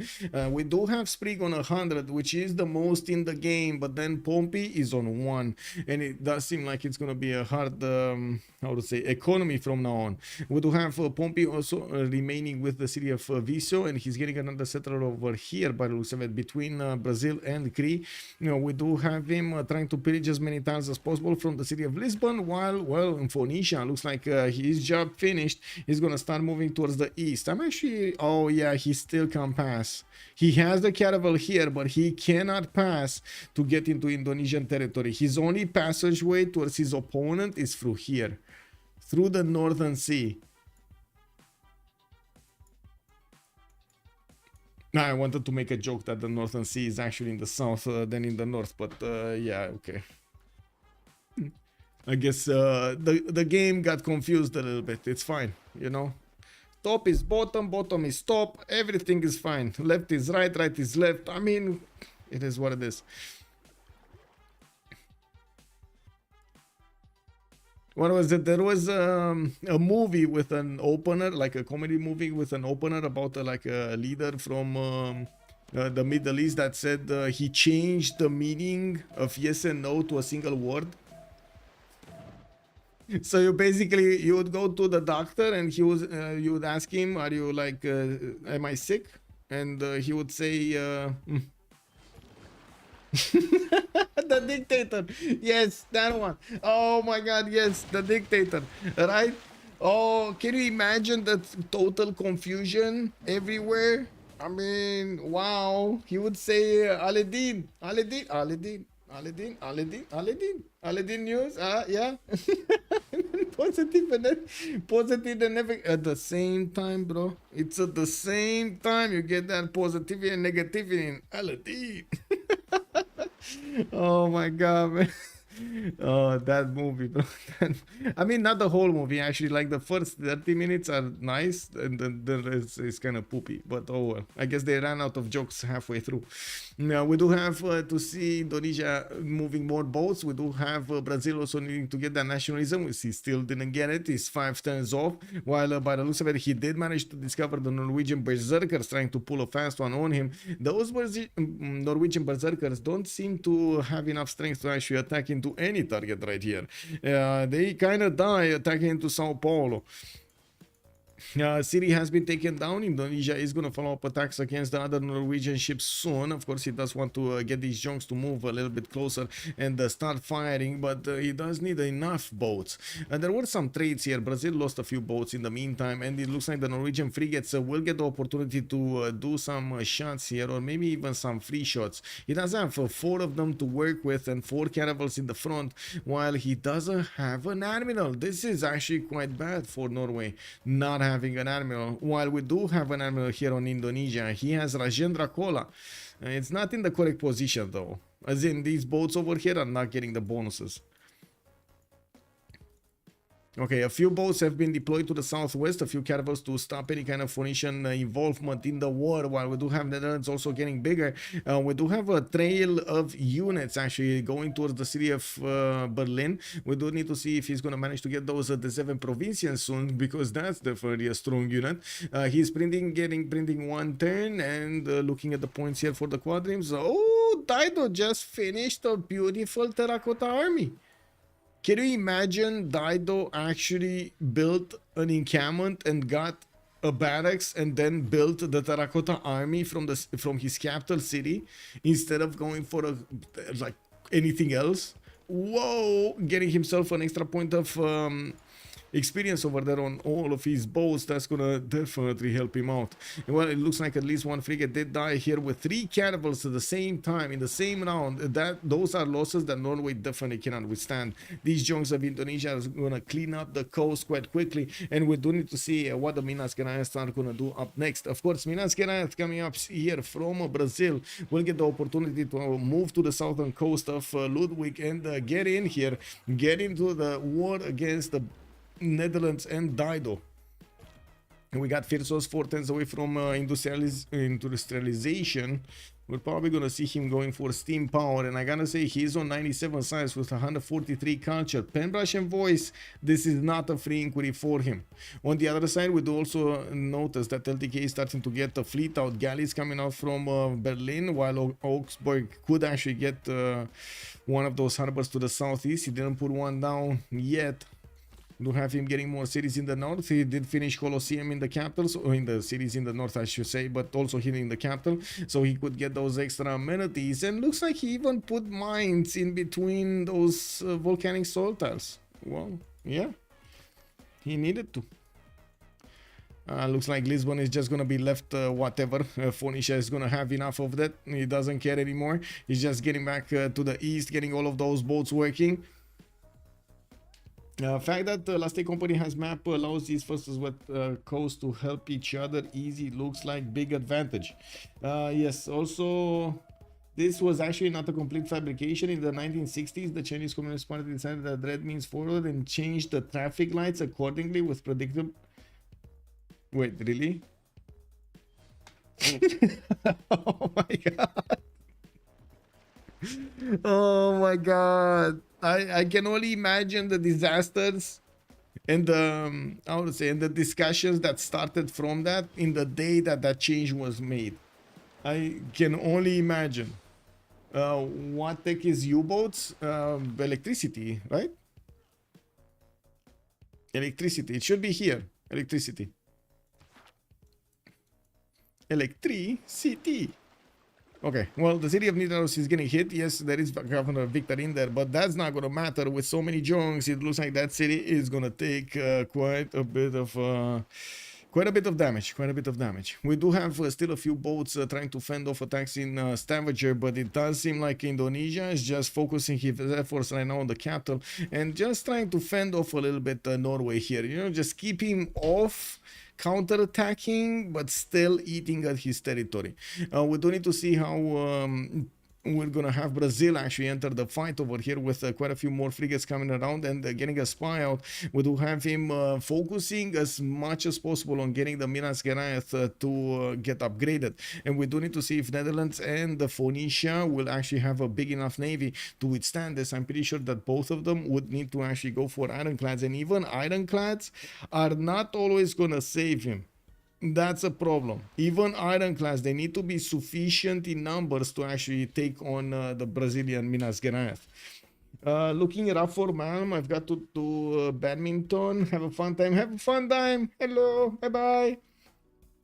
Do the land units still give bonuses to naval units? In 570, I think they... wait, I don't remember. Give me a second. Let me see. No. Or at least I don't see it. No, zero support bonus. No, they changed it. In 570, they changed it. So, yeah, they don't have support bonus.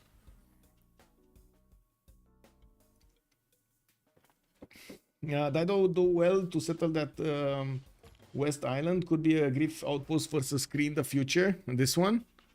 Wait, you said Dido? Western Island? This one? Yeah. I mean, I could definitely say an aerodrome over there and some jet bombers just knocking down Spriggan cities, but I think he's gonna have other problems, to be honest. I don't think Cree is gonna get hit here because I think we might, like in the next part of the game, we might actually see Brazil finishing this off. Like, these Minas Gerais are gonna start moving very quickly, and it doesn't seem like the moment there is a counter technology coming out from Netherlands or Wilhelmina for that matter. They are 107 and 95 technology, while it's gonna take them forever to get to their own battleships. Not to mention getting to ironclads. Fighting Minas Gerais with just caravels will mean he's gonna need to get a lot of them, and probably, like, we're talking about triple the numbers. So if you have 5 Minas Gerais, you would need to actually have 15 caravels to fight them, or 15 frigates to fight them. Yeah, you miss every shot that you don't take. Exactly, Thundorius. Exactly. That is so true. Why aerodrome if you can have an aircraft carrier? But wait, Machiavelli, why not have an aircraft carrier that is unsinkable? Unsinkable. Yes. Yeah, also Smorier, when Britain controlled India, they wanted to get rid of cobras, so they started paying people for each cobra they catch here. So people started growing them, so Britain stopped paying for them, so Indians released them into the wild. It ended with bigger cobra problem than it was before the intervention. I mean, I think that's more like a bad way of approaching the problem than actually saying people are just people.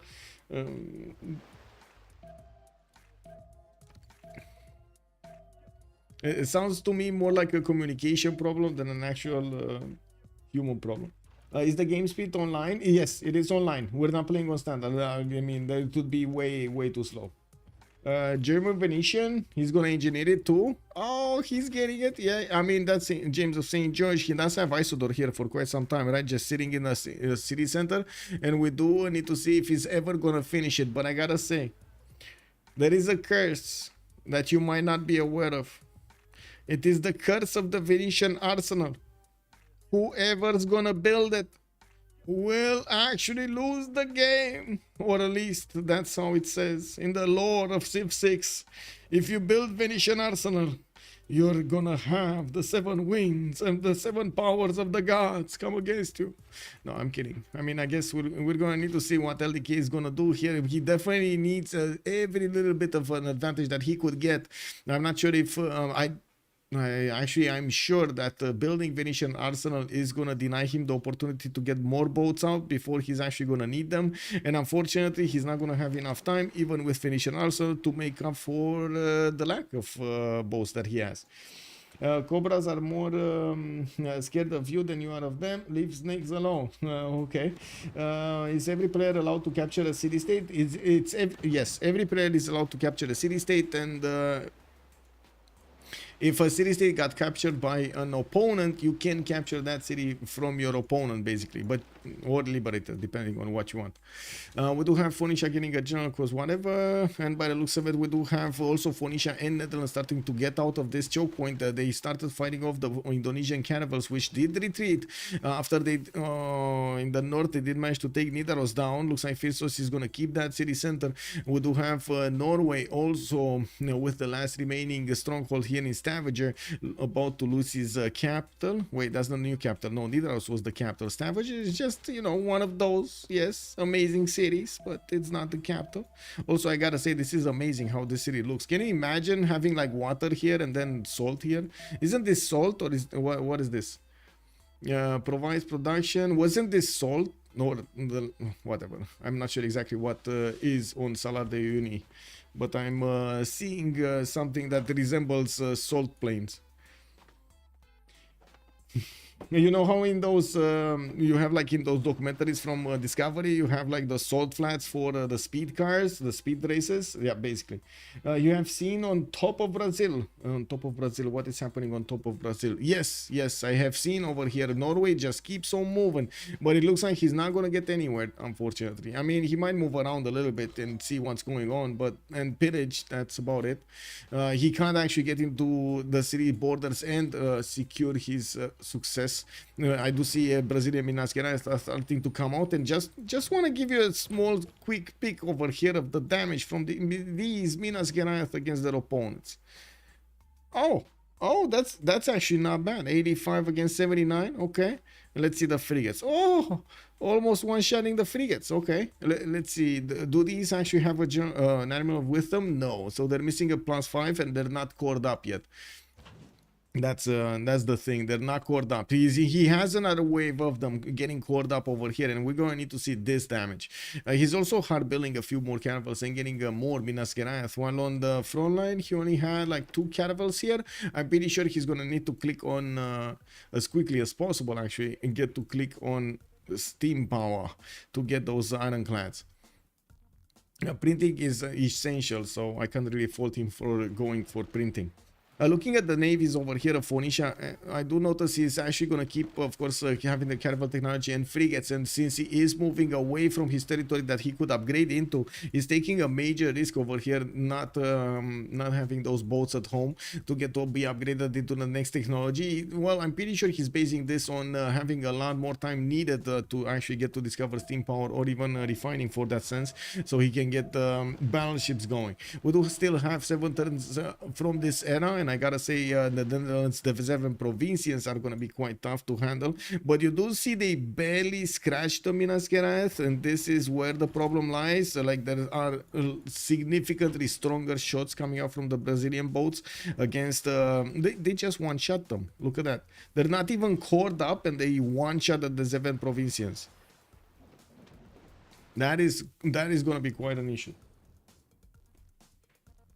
Battleships are crazy underpowered. They should have the siege damage type instead of range type that they now have. Okay, let's see. Have carbon. Oh, I see the Terminator has arrived. Oh man.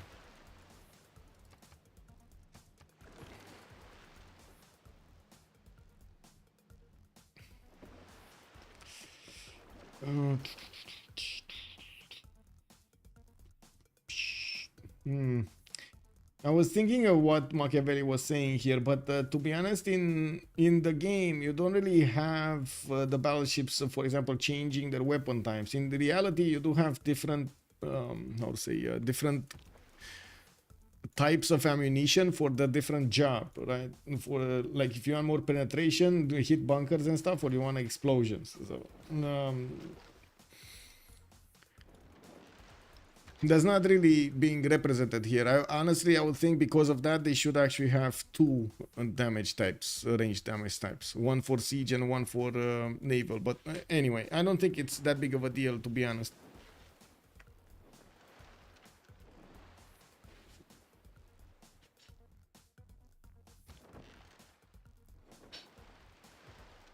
I'd also want to point out that we do have them moving slowly ahead. Very, very tight over here. Mars is trying to keep as much as possible his frigates from being hit, while we do have the Indonesian Navy also positioning in the north. They did manage to get quite a few promotions on them, and of course they did manage to get their heels up. They will wait for the Brazilian Minas Gerais to start to be in front of them. Of course, they are basically the escorts for this Minas Gerais, and we're gonna need to see how they will actually get to synchronize their movements over here on the seas with so many units between two players. That's not easy. That's not easy. On both sides, we have the same thing happening. It's Chuck with Mars, and it is Titiits with Phyrsos that will need to coordinate quite a bit in the next part of the game. How is Athena now? She's fine. She has, I mean, she has been whining quite a bit because she's in heat. So like the last few days, weeks, I don't know, too many. My sleep pattern was quite fragmented. Like even last night, I went to sleep at like 3:30, woke up at like, I couldn't actually go to sleep until like 7 because she wouldn't shut up. She just wouldn't. She really wanted the door to be open, and I didn't want to let her out. And yeah, it is what it is. But other than that, she looks fine. Let's see. I'm gonna find out more. I'm gonna go make an X-ray for her feet. Friday, I believe.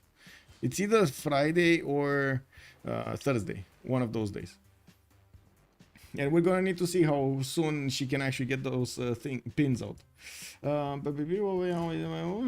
He's taking battery to take Bologna. I mean, Bologna is a 54 strength city over here. Let's say this battery ram is gonna take a while to get there. I'm actually quite curious if it's gonna stay a 54 strength city or it's gonna go down. That even like that, the berserkers do need to spend a lot of damage and a lot of health to actually deal the damage against Bologna.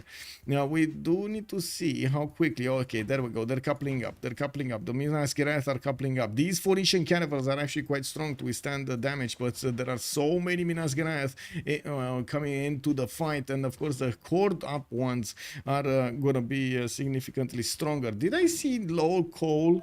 Oh, this is why they're so, I mean, they're missing 10 points because they don't have coal. That's the problem. I see. Let's see, can they actually get the coal? Pompey did manage to get coal. I do see Spriggan has a little bit of coal. Phyrsos would definitely need to get as much coal on his side as possible so he could actually get this going. I think what he's doing, he's actually trying to get a few... No, he's not making pre-builds. Oh, no. I guess it is what it is. He's gonna fight with the Minas with low coal. -10 is big. I mean, very big. Extremely big. This will significantly lower his chances of success over here against Phoenicia. Now, what will happen is they're gonna have a triple layered attack. The first ones, the melee, the shield, the meat of the navy that he has right now is gonna withstand the attacks of his opponent, while he's gonna have in the next layer those junks, which are gonna be powerful, especially since they do have an admiral and an escort next to them. While in the third one, we're gonna have the Minas Gerais ending up finishing that wall of damage that he's gonna have, which is gonna be quite amazing because Phoenicia's boats could be hit by quite a few of those of his opponent. And this to actually put into place, you need to get to coordinate very, very well with your allies, because whenever most of the time in the sea warfare, and a lot of the times, but it's much harder to actually see over there. On the seas, you do see it. You do need to get the moves in very quick succession if you want to guarantee taking out of boat. If you do not get them into quick succession, and usually like 3, 4, 5 even attacks against the boat, if you do not get them in quick succession, you basically give the opponent the opportunity to switch that unit with a new unit, harder to actually sink, or even promote it to get back its health. And basically you just shot for nothing. You gave him free experience. So you wanna somehow coordinate getting those shots through the triple layered effect that he has right now, so he can secure taking out the boat. That is gonna be very hard to achieve. And Cole is karma, yeah. From earlier, okay, yes. Vega Machiavelli already calling out Freritos. Cree will give the coal. Let's actually see, is he gonna get that coal? I do see his yeah, there we go. There we go. The beautiful 95 damage coming in from the Minas Gerais. We only have like 4 more turns for them to get into the next World Congress, while I do see Phyrsos is 6 points off from getting a Golden Age. Spriggan is going to need 11. Now we do have Malm going for his Heroic, LDK going for the Dark Age, Mars is also getting his Golden, yeah, Golden because he's in a Normal Age, while Chuck is going to need 9 more points to get the next one. Okay, so slowly moving. Look at that. Look at them moving slowly, slowly, slowly. They're getting this going. And Phyrsos is actually going to try. Okay, this is not. He's not actually going to go for the triple layered attack I was imagining. They're going to go for a much easier way of coordinating with each other. Brazil is just going to take up a whole part of the flank, the southern flank. Okay, I mean that works as well. Why not?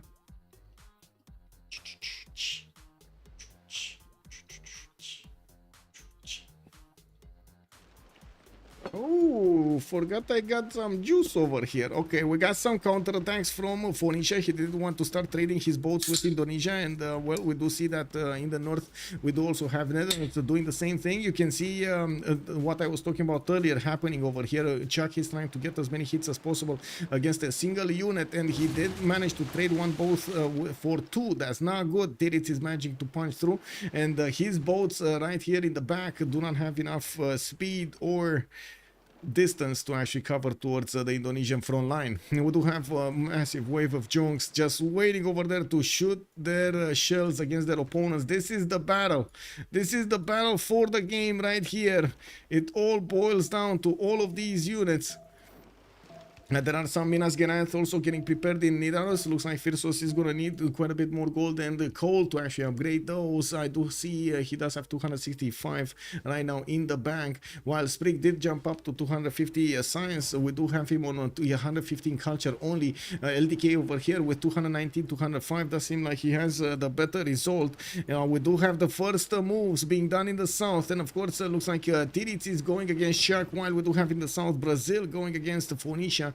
I do think Brazil lost a boat, but I don't think it was a Minas Gerais. I think it was just a lonely frigate, a lonely caravel, and it does look like the counterattacks are starting to happen. More boats from the Phoenician side getting into the fray over here against Phoenicia. We do have the Phoenician boats getting surrounded slowly but surely. He's getting hit from the north, from the east, from the south, and it does seem like at the moment he's losing a bit too much than he can handle. We do also have here Chuck clumping up, but not actually doing the damage against the Indonesian boats, letting Indonesia moving towards the south to hit Phoenicia in his side of the navy over here. I think we can go. This is the side, right? This is the front, this is the side. Okay, in the side of the navy. Kick W. Anyway, we do have a shipyard also coming in from Brazil. He definitely wants that coal per turn, and yes, I do see Galileo. Galileo is going to give him a big boost in his science. Now we do have Titiits going for his industrialization, and looking at the army tab here, he did receive a massive influx of coal tiles, coal resources. We do have Mars also well, making a few more of these, training a few more of these bindings, caravels, and getting them out in the south. I'm pretty sure he's gonna need to click click as fast as possible on that steam power technology so he can actually get those ironclads. If he doesn't do that, I mean, it's like he's gonna give up on the game, man. We do have still Venetian arsenal getting built, and it looks like it wasn't enough that he used Isodor of Miletus once to help it build much faster. We do have them locking. No, they're not. Well, they did lock these great engineers for some time, but now they're gonna get unlocked by Netherlands. And let's see the fight. Let's see the fight. Okay, there was a little bit of an attack here from Netherlands. He might actually get to take down the cannibal fleet. No, Titiits moving it out of the way. We do have him also building a defensive line in front of it. While we do have the Phoenician fleet retreating, he doesn't want to lose his whole fleet. While he's gonna make Indonesia follow him. We're gonna need to see how fast these boats can actually get there. Phyrsos trying to poke a little bit from the north. He does have the Minas Gerais upgraded, and of course he could actually go in there, just swing a few shots, glancing shots against the Netherlands boats, you know. Poof. Oh, there was a caravel there. I'm so sorry. I don't know. I think those holes were actually built there. I mean, it must have, you know. I mean, I think you should take it to a service, but I'm pretty sure those were there before I came around here. Oh man, how is Bologna doing? I think it's surviving. Yeah, it's surviving a little while longer. We do have still 52 strength. Oh, he getting a pikeman. I mean, definitely not the best unit, but it's gonna add a little bit more strength to Bologna, you know, just a little bit. I'm actually quite curious if Phyrsos is gonna manage to double our money. Did he double our money? That's 21 hours. It must be double our money. Like, it really must be double our money. Is Germany gonna do war or culture victory? That's a very good question, sir. We do have him with a lot of science and a lot of culture, but does look like he only has a single city that he can use to pump boats out, and that city is busy building Venetian before he could actually defend himself. I don't know. We'll see. It's a very, very, very, very, very open question here. We don't know. I don't think we can know. Until we see how fast Indonesia and Brazil can actually deal with the fleet of Netherlands and Dido. It's clear that they have the highest firepower right now. The big question is, will this retreat maneuver of Chuck and Dido manage to give them enough time so they can actually get to a technology they could upgrade into and keep up the defense against Indonesia? They need steam power, they need refining. And right now, well, they're both on scientific theory. How cool it would be to give missile cruisers crazy range, like 6 tiles, to reflect them shooting cruise missiles. Okay, that's 6 tiles. That's a lot of tiles. I see also there was a sacrifice here. Phoenicia did manage to sacrifice one of his caravels to zone of control, these ones. While we do have Netherlands getting pushed quite hard, these Minas Gerais are not going to take any prisoners. They're sinking all of the boats of Netherlands as quickly as they can get next to them. We do also need to see if more are coming and how fast he can actually get them going. Looks like he actually is using Amsterdam, Rotterdam, Haarlem, and Nijmegen to actually get as many of these out as possible. He's not close. He's not close to steam power, and not even steam power is a guarantee that he's actually gonna win this, especially against so many Minas Gerais, which he cannot match. That's the problem. There are 1, 2, 3, 4, 5 fleets. 5 fleets of Minas Gerais. And more are coming by the looks of it. We do have Brazil over here also with a bit of a problem. You know, the city of Bologna over here, it might get smacked. But it looks like these berserkers might take a bit too much. I mean, they can definitely take out the wall. My concern is they're going to end up eating the wall, and then they're going to just stare at the city center. They're going to be like, oh my God, there are so many people in Bologna. What are we going to do with them? How cool it would be. Okay, and Portugal LCS has to has to choke up that Northern Sea Passage if they want to prevent the snowball. Northern Sea Passage, this one? Oh, wait, Phoenicia has, oh, Isun Sin, that's probably Isun Sin.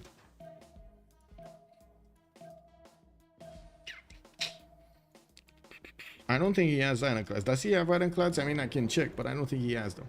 Anyway, we do need to see what's gonna happen here in just a few moments. I'm gonna go for the faith. I'm gonna go for the faith. And really, nobody is making faith. Shinto, faith, and history.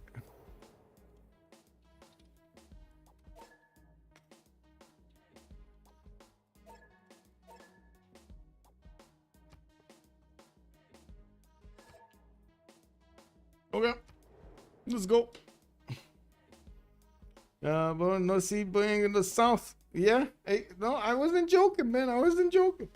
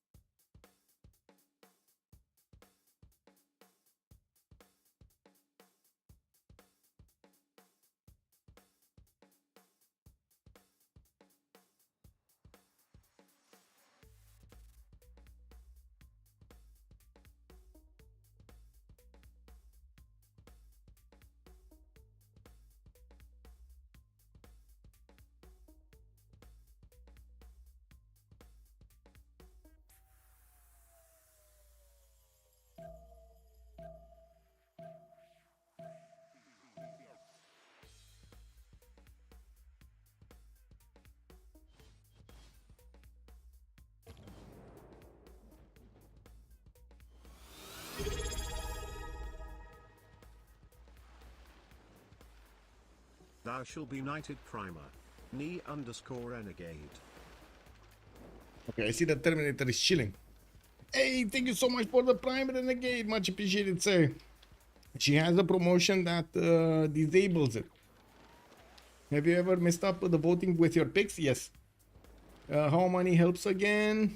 Oh, yeah, with the double. Yes, exactly. Well, wait, what does it disable? What are you talking about? Oh, you mean the disabling of... oh, well. That seems like it's gone. It seems that that city is gonna be gone. 4 berserkers sacrificed their lives. But Bologna is gonna be taken down. We do need to see what happened in the Congress. We got Shinto getting there. Gold is minus 50%. And Poundmaker is gonna gain 2 Diplo points. I don't think Poundmaker actually got a religion, nor Mahabodhi Temple, nor did he actually get to something like Statue of Liberty. Well, we do need to see if the war is ongoing here. It looks like the Minas Gerais are getting in front, and very few ships from Netherlands did manage to get out. We do have Phoenicia starting to core up, but he doesn't have a lot of units. Same thing happening for Netherlands, trying to get as strong as possible. These Minas Gerais can two-shot the Netherlands caravel fleets. And the Phoenician boats. Wait. You're talking about Amani, right? Woo. Oh, man. Let's see. What promotion are you talking about? Which one? Negotiator, but that's not really disabled. Well, I guess it disables the under siege ability. Yeah. I don't think he had on one. But anyway, did he? Oh, well.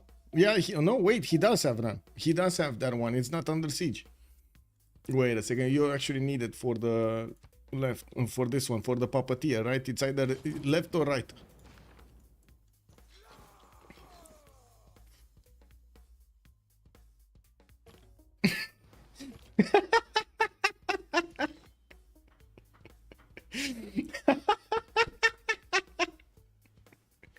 Oh man, the city got to 85 garrison strength, and these berserkers, they're just gonna die. Yes, they're just gonna die. Look at this. Like, oh my God. Left is Malm is gonna be left with all of the pillages. I mean, to be honest, he's still worth all of the pillages. Don't get me wrong. Is he gonna die? Wait. He has another shot. It might die.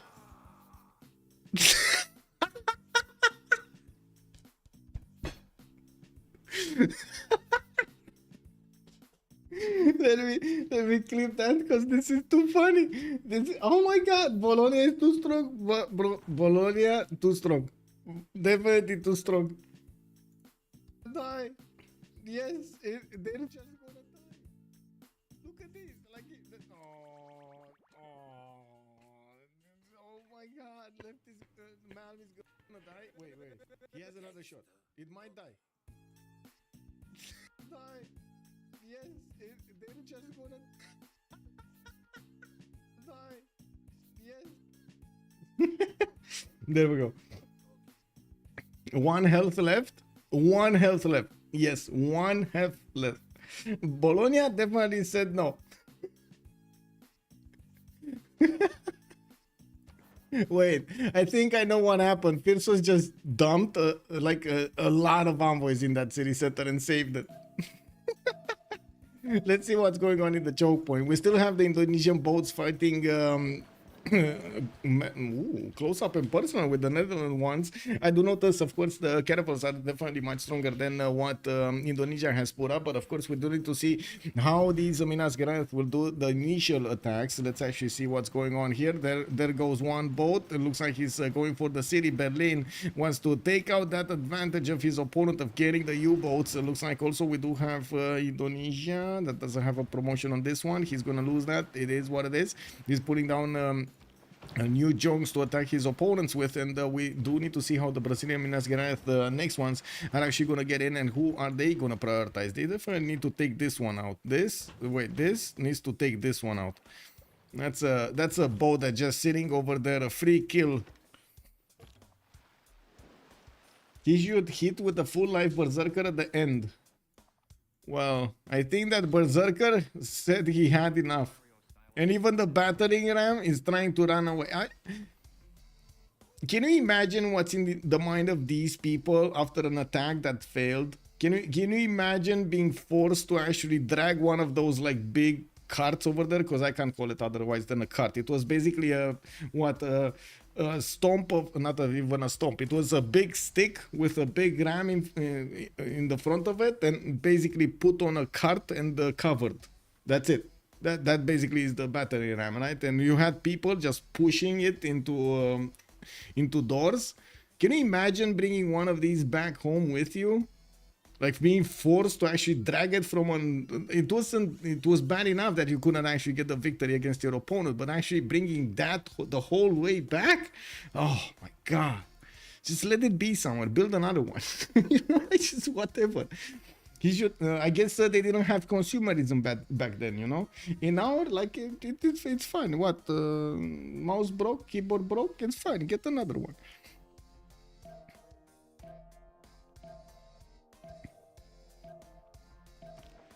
It kind of feels like also this attack is over. We do have steam power coming up in 3 turns, 2 turns here. Chuck is gonna need to build new boats if he actually wants to get the enough of those boats to actually do the attack. And even so, the Brazilian Minas Gerais, especially after they're starting to get the level 1s, promotions are going to be much stronger.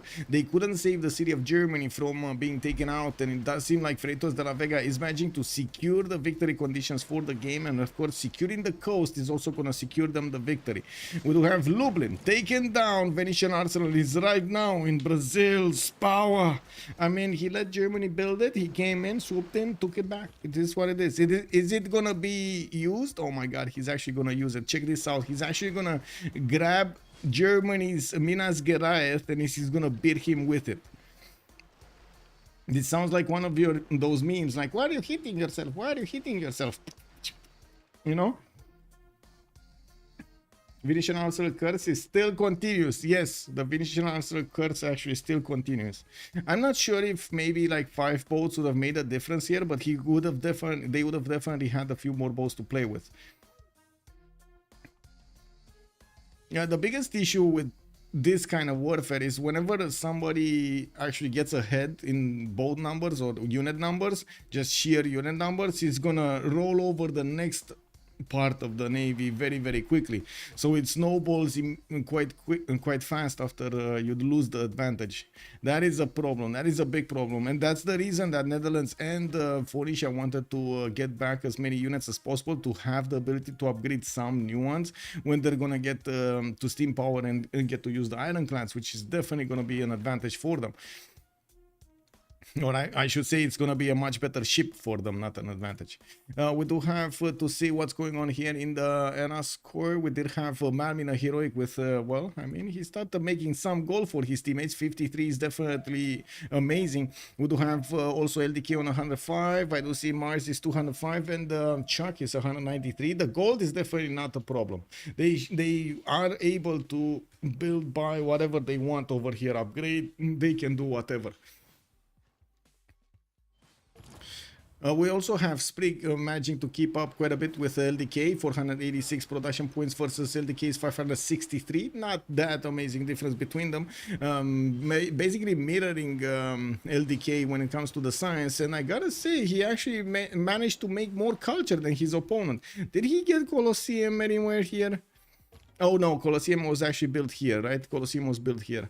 Forbidden City also got built here in Germany's territory, and I do notice he's getting another wave of builders, finishing up Ruhr Valley next turn, and of course, well, Berlin over here is just a city. Wait, Nijmegen is gonna die from this side. Phyrsos is actually gonna pummel it down with his Minas Geraeth. Even if we do have Netherlands ironclads in that city center, it looks like there are more than enough of these Minas Geraeth to take down that city altogether.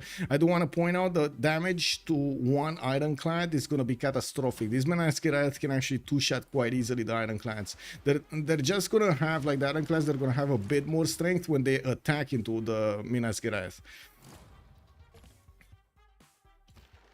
It doesn't look like the well, actually, let's see the cord up ones. Let's see the fleet ones. I wanna see the fleet ones, especially like the level 1s, level 2s. They might have enough punch to deal with this. And I gotta say, Venetian arsenal bonus on an already crazy Brazil here, it's, yeah, it's pretty pog. We do have for him getting another wave of Minas Geraeth from his cities, and he's just gonna pad those numbers, so keep on going. I'm actually quite curious if Indonesia is gonna get his, yeah, there we go. He's gonna get another wave of caravels going. He actually kept on reinforcing the front line. The big advantage of having the city of Berlin is he could just get back a little bit and then upgrade into steam power. We do have Spriggan his steam power next turn, when I gotta say Titiits is not that close to it. Scientific theory coming up in 5 turns. That also means he's gonna need his steam power afterwards. Cree caught up with yeah, with Germany. Yes, indeed. Leo called hard. What happened to Portugal? Basically, Phoenicia happened to Portugal. Phoenicia just came in and took everything away from Portugal. He didn't have a chance. He tried to build, but no. Oh, horsey. Hello. Looks like Phyrsos just bought a horse in the city of Berlin and started pillaging the German tiles. Looks like we do have quite a few exposed mines. We got a rice tile there. And I'm pretty sure we will see also the Minas Geraeth starting to take down these units. And look how fast these ironclads are going. They're just like dying left, right, and center, pillaging everywhere. Oh my god, getting the caravel in next to the city of Haarlem, which also lost its wall defense. The Minas Geraeth did do 2 shots and poof, there goes the defense. And we got quite a few jokes also deployed in the south, keeping their shots. They do not want to spend them if they're gonna get attacked by Phoenicia. They need to be ready. The problem right now is Phoenicia will have enough strength to actually one-shot the jonks. They need to be careful to put these caravels in front of the jonks so they don't just get wiped off, clean the map off the map. Wait, Brazil got an ironclad? Did he actually manage to get it? And he only had 1? Oh, that's a bit of an issue. If he needs to hard build a lot of ironclads, that's going to be a bit of an issue. But I think he's doing well, prioritizing getting more Minas Geraeth than anything else. This is probably the best thing that he could do.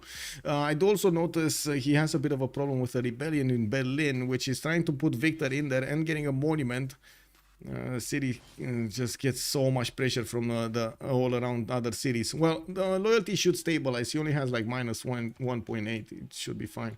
Did he buy another? Oh, wait. Was that a Minas Gerais upgraded or bought? I'm pretty sure he bought the Corsair, but I'm not sure if he actually bought the Minas Gerais as well. Do they have so much gold that he can afford to just sink the gold into these units? That's a lot of gold, man.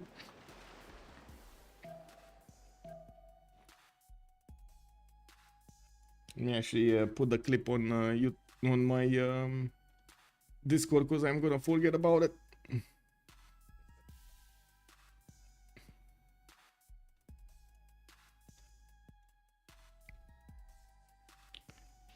Where's the channel?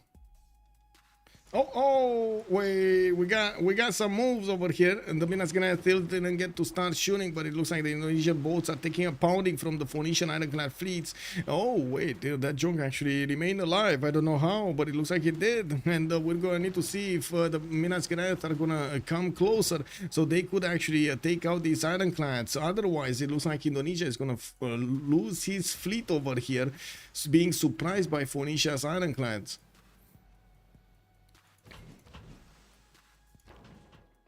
Okay, what will Phyrsos do here? What is he gonna do? Okay, that's one boat taken down.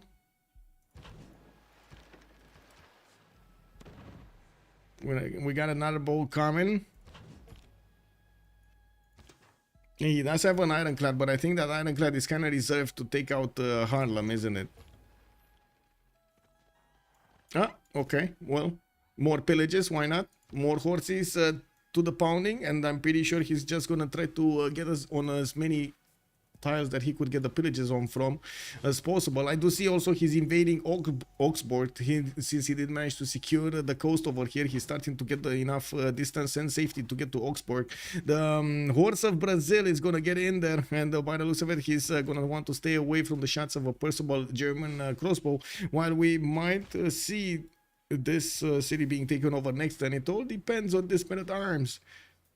Oh no, never mind, it died.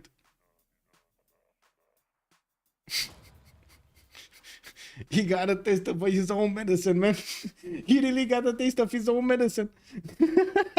This is basically what happened with Bologna, right? With the last unit of Norway attacking into that city center, and he just made like Pikachu. This is what happened. Do you have any way to see Cree versus German population and the melodies if possible? Yes, I can see his population right here. In the era score screen, we do have Cree on 102 population, while LDK is on 80. And to be honest, LDK might be losing cities over here quite quickly. It looks like Augsburg is not going to survive for a while longer. While we do need to see, oh, Netherlands pushing back Brazil here from his choke point. It looks like he sacrificed 2 ironclads for that, while we do have the Minas Gerais with enough distance to attack. Looks like the moment the Phyrsos is choosing not to. Okay, I'm actually quite curious how he did not choose to attack into those ironclads, but sure.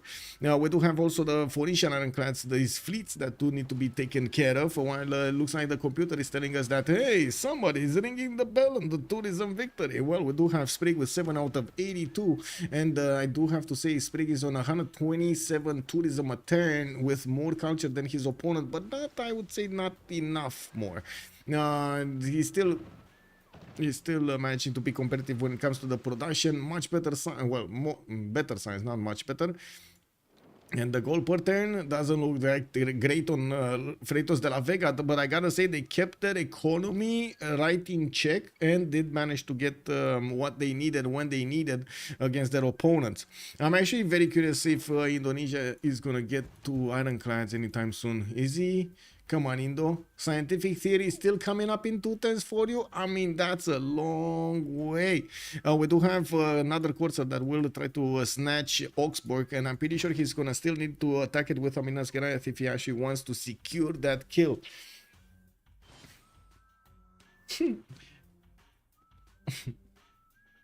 I mean, they're a very strong team. And made up of extremely analytical players and experienced. It's a deadly combination.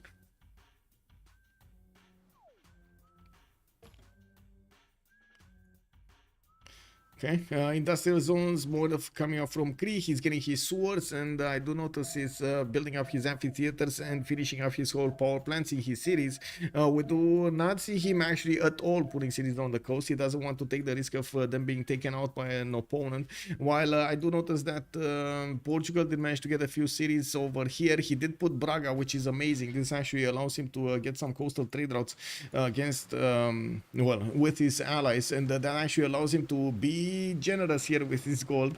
I say that, and I see he's on 71, actually, the second goal maker here. That's pretty poke. With a single city, that's pretty poke. We do need to see also how Brazil is going to do this. Looks like Phyrsos does load into the turn a little bit later, and unfortunately that actually creates a bit of a gap for Phoenicia to do the damage unimpeded against Indonesia.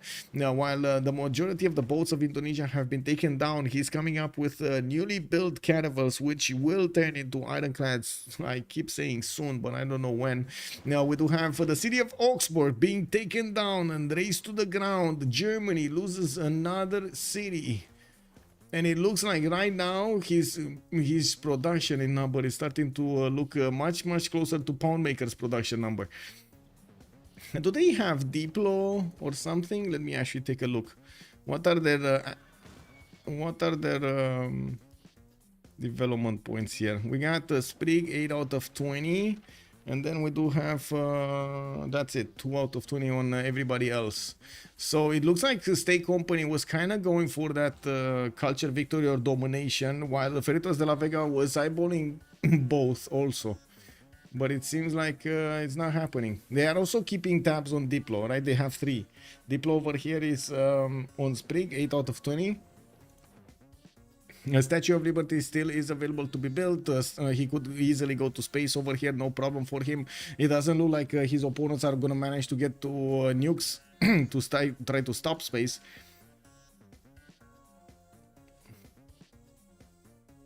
It's also, I gotta mention, coming back to the decision of actually GGing one of these games, it feels bad. I gotta say it feels bad. Like looking at Freritos de la Vega, I'm pretty sure they are quite happy with the result they have right now, and they could actually, it does seem like they're slowly eating at all of the Freritos de la Vega cities without being countered properly, and that just gives a massive advantage to Freritos de la Vega. And of course Cree is being left alone, while we do have LDK being ported and poked over here and tickled until he's not actually going to perform at the same rate as Poundmaker. You already start to see the difference, right? LDK is starting to slow down significantly, while Sprig is keeping up his tempo. So the decision on Last State Company to actually concede a game like this before they actually exhausted all units and everything is kind of hard for them. This is the second game of the series, and it does mean quite a bit. If they CC this, they give up the series.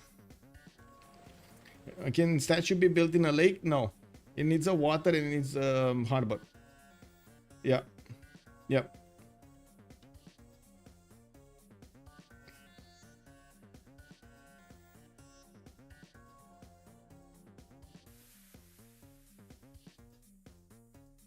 Alright, so it looks like Brazil is happily cleaning up this, and he's going to start cleaning up Netherlands shores. So we do have Chuck barely getting his ballistics in 2 turns. That means he's still going to require a rifling at least to get to refining. That's going to be in another 7 turns probably to get refining. That's an eternity in a day, especially with so many Minas Gerais are able to attack into his cities. It looks like these are going to be 3-shotting his cities quite quickly, while he has a few ironclads able to do some damage here. It doesn't seem like he's going to have enough of them. There is still a Phoenician fleet that might actually come out to pounce at any moment, and we do need to see if Brazil is going to manage to counter that. Not to mention Indonesia managed to get to his steam power. He's still 6 turns out while he's bringing a newly built caravel fleet here.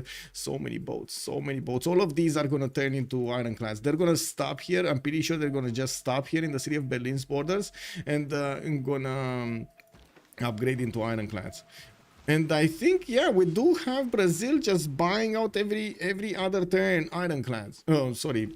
Well, this time around it was an ironclad, but buying boats in Berlin. Kick W, man. It's actually buying boats in Berlin. Well, let's see.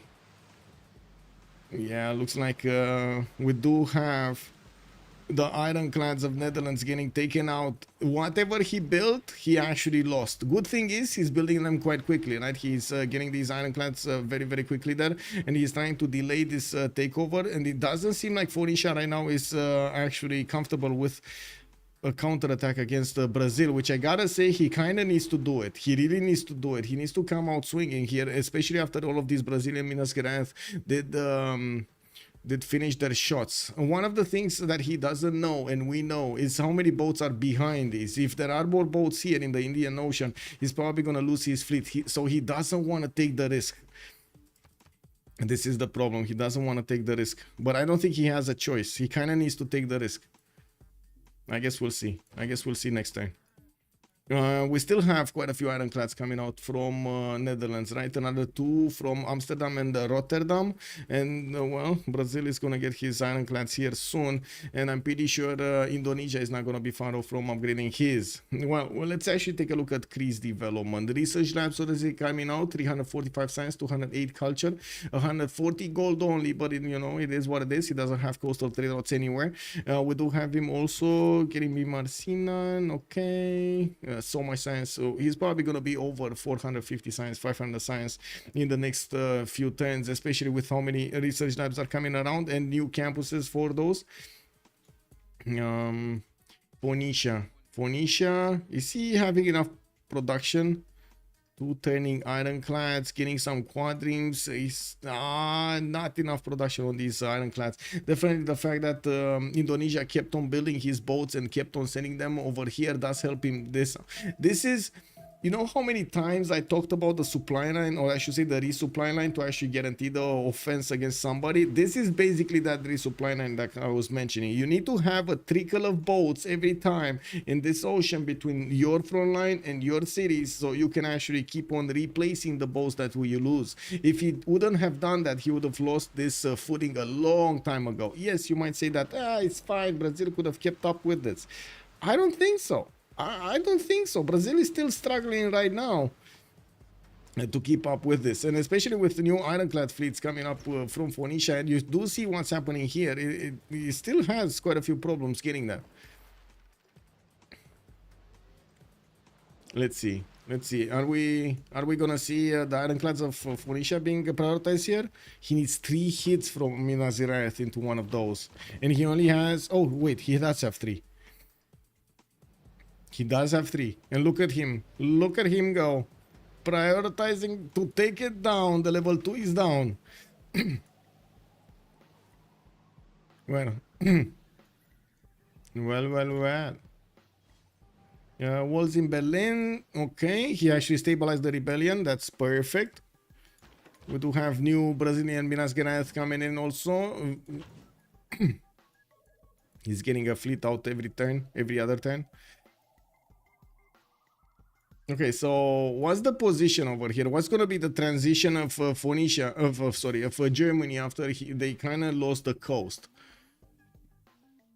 I would imagine culture victory is not really a possibility anymore. 105 tourism, we do have Spriggan on 141, so it kind of seems like Spriggan is going to be the one that's going to get the majority of the tourists over here, and not LDK, or at least not for the moment. We do have also Big Benus getting built over here in the city of Munich. Well, they will manage to acquire a bit more gold. Not a lot, because they are not making, they don't have that much in their coffers right now.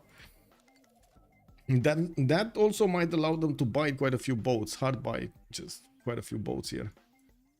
Not sure if I don't think it's the best idea, but I guess you know, you might as well do it. And looks like there was a counter here, counterattack from Phoenicia. He's gonna start eating at the last remaining boats of Indonesia, and we do need to see how Phyrsos is gonna dabble with this. He has strong boats to fight with in the front line, and it looks like, oh, he caught Phoenicia with his pants down. Hey, Phyrsos, look at the damage points. He's low on coal. You can 2-shot his ironclads. No. Phyrsos going back, thinking his opponent is full strength.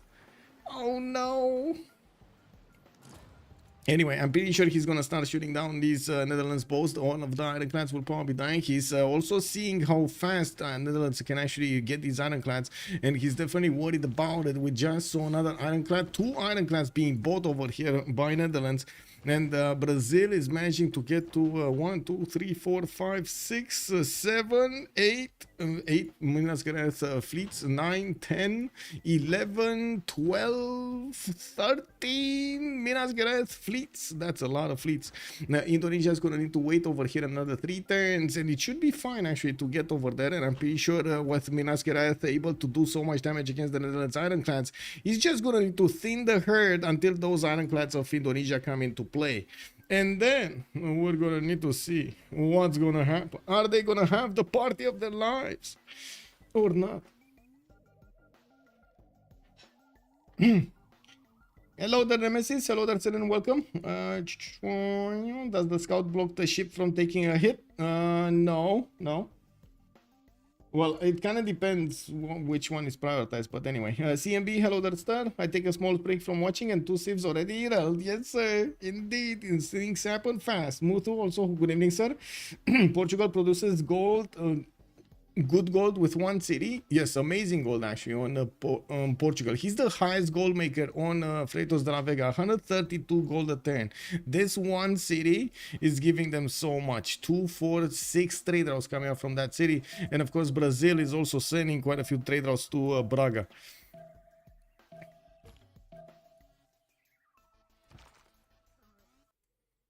Okay, are they going to force a win condition? Because I'm pretty sure it's going to be Spriggan going to space here.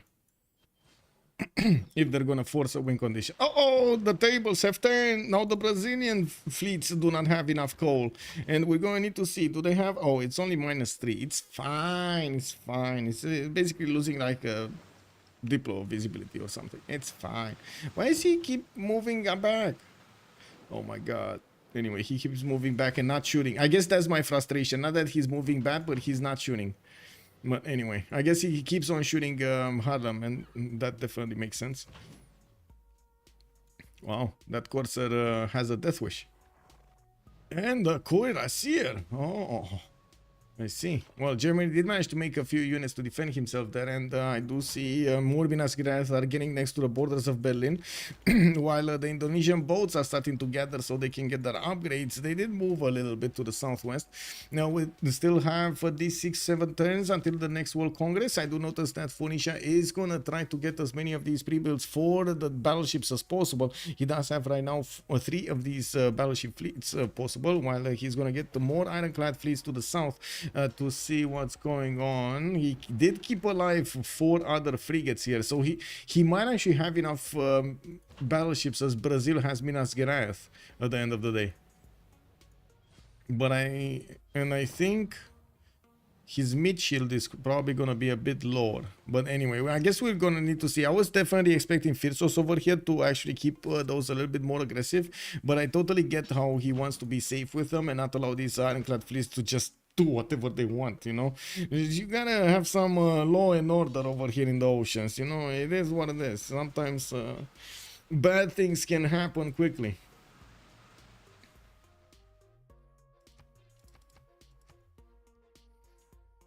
Portugal trying the 1 city challenge. Yes, sir.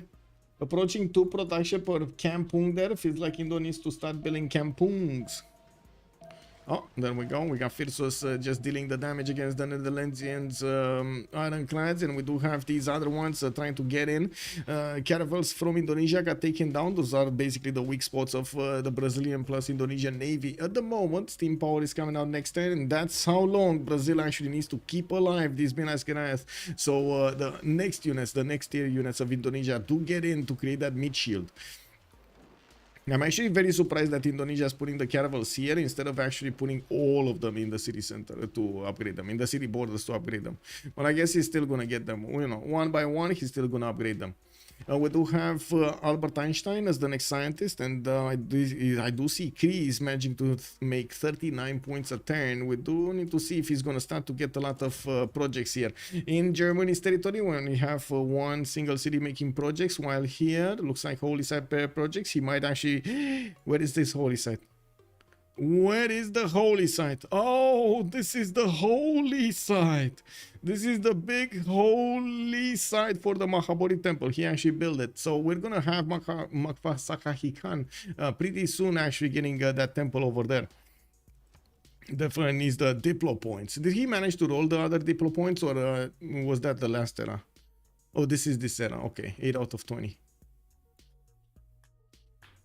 Okay, we got factories coming up from Pipikises, Angkor Wat also from Musomin. While I do notice he's getting quite a few research labs over here, he still has a lot of cities that did finish their production queues, and he needs to choose something. I would imagine getting projects for scientists is probably going to be the way forward. He's getting Oracle. Oh, I see. I mean, that's still good. That's still good. Is this Oracle? So wait, is this going to be the famous Mahabodhi temple next to Oracle? I see.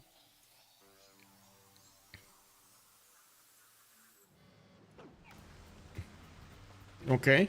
So, yeah, there we go. Brazil shooting back, getting those Minas Gerais to start taking down their opponents. And wait, this is line of battle over here for them, right? Okay, okay. And this doesn't have. Okay, this is emblem.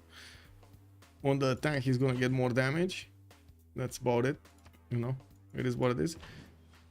This worked on the defense as well. Let me actually double check this. Yes, yes. Okay, on the attack and defense. Boom, boom, boom. 3 boats just died from both Netherlands and Phoenicia. We do have Indonesia with the ability to actually get his... No, wait, what? Hello? Where's Steam Power, bro? Well, that city went poof, and it looks like Netherlands is going to get back into his borders of Amsterdam. We're going to need to see him try to clump up his units, while Phoenicia is trying to defend the city of Nijmegen. We do have the Brazilian fleets coupling up over here. Wait a second. Titiits did not finish steam power? Oh, whoa. I guess he just wants to get a lot more caravels. And wait, did he get... he did get Victor. He did get Victor in the capital city, in the second city, Palembang. He's getting all of these with the +1 promotion, right? All of those that came out of that city center. This one has it, this one has it, this one doesn't. Okay, so 3 of them coming up with promotions. Shazak, hello there, sir. Does Brazil know that he has Venetian? Yes, yes. 100% he knows. No coal, they keep the coal for the minas. I see. That is quite a problem with the coal tiles. Yes, I do agree. The minas are the important part there. I was trying to see if they do have more coal tiles somewhere, but it doesn't look like coal is allowing them to do that much. 1, 2, oh. Cree actually has, look at that, 2 coal tiles right next to each other. And he did manage to get also chicken eats. I do see the extra production on his rainforest and extra culture everywhere, which is amazing. 436 science for 244 culture, while LDK is 471 and 193. I do have to say that LDK did not actually lose that much steam, but you can imagine how much steam he would have actually lost, or I should say did lose, because he lost 2 cities. He lost Berlin and I don't know, Oxford? Oxford was this? I see a lot of campus research projects coming in. Still, Cree has the lead in this, and he was making projects of his own, but not enough. It looks like Germany is managing to get very close to Einstein, while we do have Cree rolling a few artists. He's also still going for his Holy Site projects. Looks like he will need a few of them to get to 120 points to actually get one of those great prophets. I do see Angkor Wat is also getting built in Musomin for that extra population in each of his cities, while he's switching towards oil power, so he can give as much coal as possible to his allies over here. Definitely the fleets do need to get powered, and that's a problem that also Phoenicia and the Netherlands will have. They will need to power with coal all of these battleships that are gonna get upgraded. How quickly can he get to battleships? 2 turns for Chuck and 3 turns for Mars. I gotta say, it is a question of how quickly these Brazilian boats can actually take down the Netherlands ones.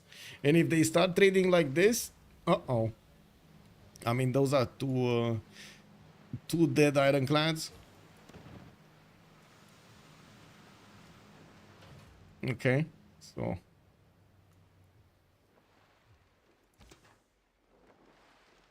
this one doesn't have a promotion. Okay, this he got out of there. He GTFO'd out of there. He said, "You know what, Chuck? I think you can defend your own cities. I heard my food is ready back home, and you know I want to get some sleep tonight. I think you can handle this, bro." Yeah, yeah. I mean, yeah. Don't you know? Don't bother. It is what it is. We know how is it going. We will send you help. We will send you gold. Yes, yes.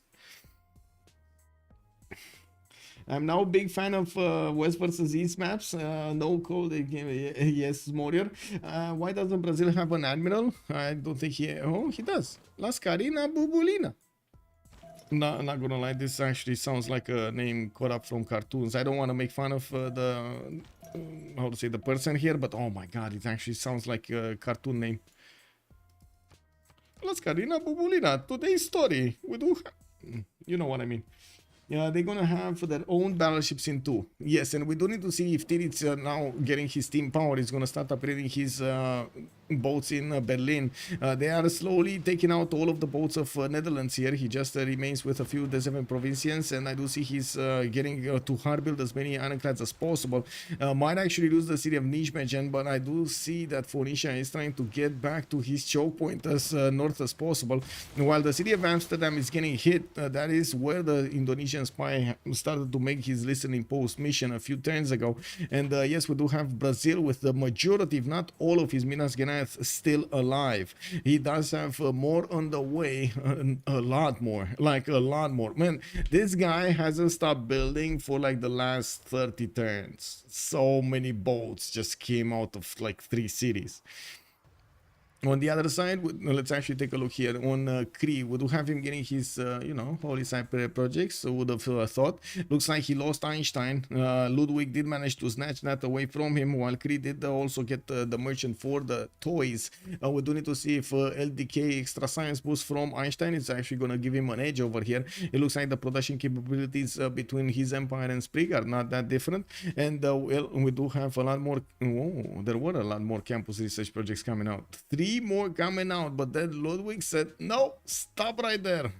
Einstein, it's mine.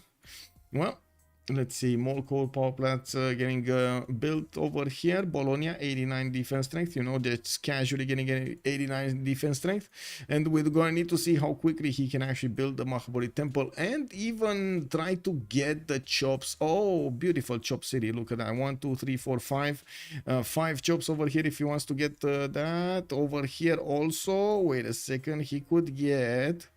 Let me brainstorm this. You could get the city here, fresh water, right? You put harbor over here, you put Statue of Liberty next to it, and you got 1, 2, 3, 4, 5, 6, 7 chops, 9 chops.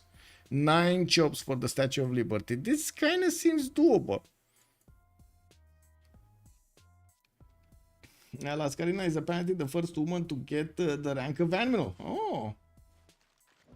Wait. Wasn't that... No, that can't be right. Wasn't that maybe in the Russian history, but wasn't that Artemisia? Wasn't Artemisia the first one? Or around there, we might have had quite a few others, but they didn't actually make history because they didn't do anything spectacular, I guess, to tell a story from.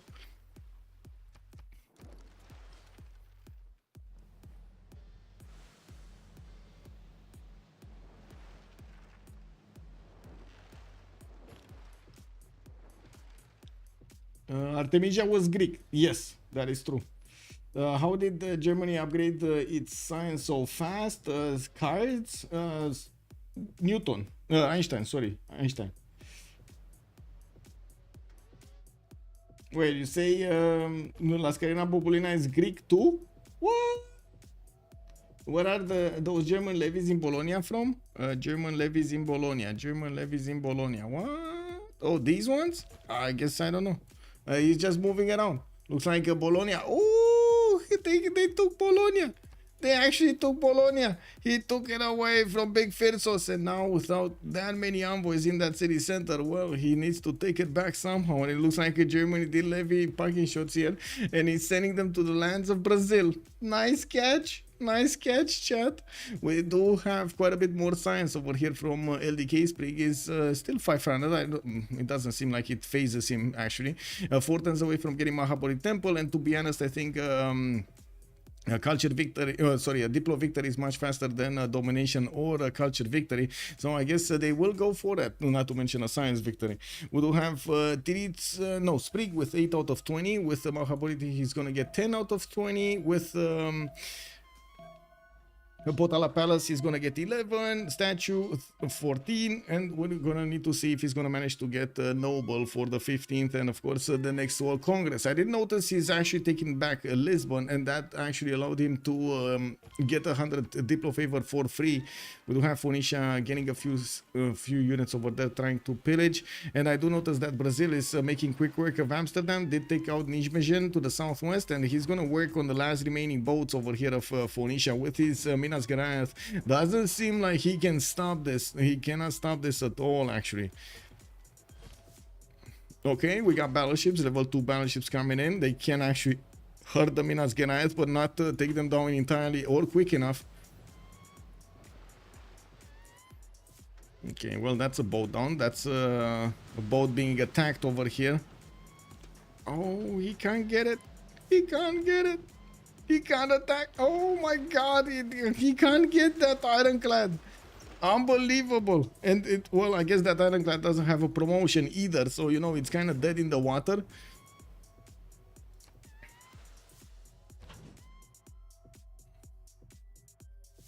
Greek Battle of Independence once won the heroes of the Greek War of the Independence, 1821.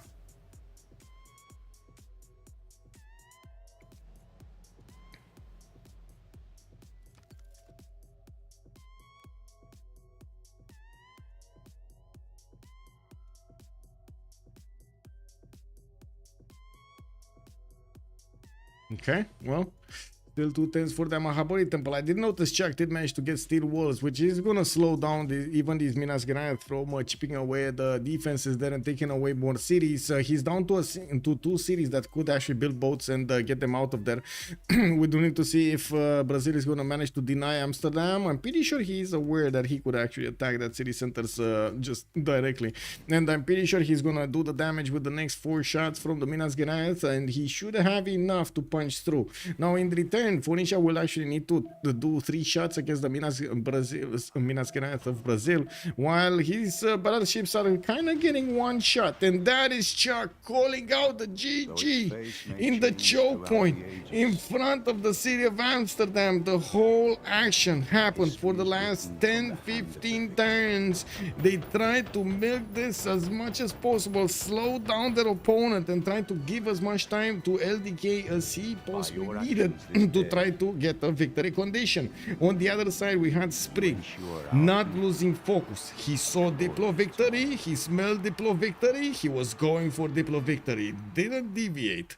And of course, we have seen him getting those points, getting those wonders, and it looks like Freritos de la Vega nails it down 2-0 against a La Steak Company. We're gonna need to get to hear them a little bit. Let me actually take a look at the channel, switch my Discord so we can join the correct one.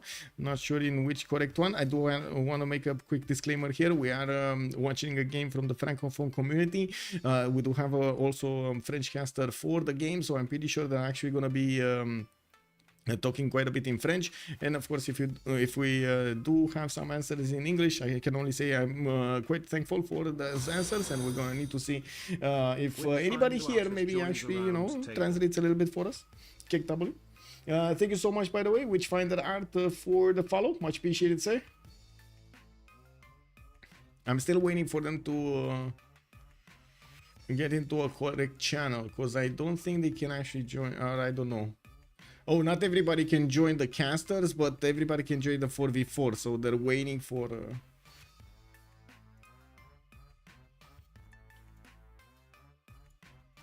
GG, well played. Thanks. I gotta say, I wasn't that sure you're gonna manage to get the victory there. Go through the choke point. That's quite good. Yeah, Minas definitely quite good. But if you stop building for a few turns, you wouldn't have got that. Like, it's unbelievable how you managed to estimate how many boats you actually need to have there. And so did Titiits. Like, so many boats, man. So many boats. Ishak has joined the round table. Once you are producing boats, you just keep producing boats, I guess. Yeah. Keep going. GG Yeah. guys. GG les gars. GG. Ah bah, merci pour le cast. Ouais, avec Thank plaisir. you for the game. C'était exceptionnel comme game, on a kiffé. How did you Bart end up était on très East versus content. West, though? What? They choose the map. Oh. That's the map. The map is continent Est versus West. It's, Okay. in CivFR Squadron, we have the map open. Uh-huh. Okay. You can choose from any map. It's not like a set map. No, Oh. Yeah, No. for playoff. Only. Each team had 2 bans at the beginning of the season. We banned Mhm. Lake, they banned I don't know, Primordial, and Mhm. then Yes. after you can choose which map you want to pick. Cool. And we picked Island Ridge, they picked Continent. D'ailleurs, Bart qui vous dit tous GG sauf Pompi dans le Ah. chat. I guess some spawn. Hein. Ah, en vrai, je te jure que les spawns ils étaient à votre avantage. Hein. Bah je dis pas, mais genre moi quand on est arrivé dans l'air, elle avait genre 10 de sens de plus que moi alors que j'ai des portes Elle a 4 quoi. Elle a fait libre pensée. Bah moi aussi. T'as fait libre pensée toi? Ah oui, j'étais en full libre pensée mon pote. Ok, t'étais le seul chez vous alors. Bah oui. Par contre, merci l'Arsenal. Hein. Trop visuel. Et Pompé voulait que je rase la ville. Hein. Mais non. Non mais sur le coup j'ai... Ah, il pense pas. Oh là là, le J'ai pas moment où j'ai gueulé. Mais non.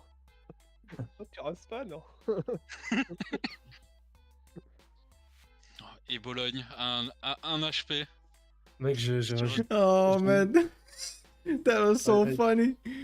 I put 6 envoys with double Amani, so 12, and also the plus 5 promotion the turn before Islams.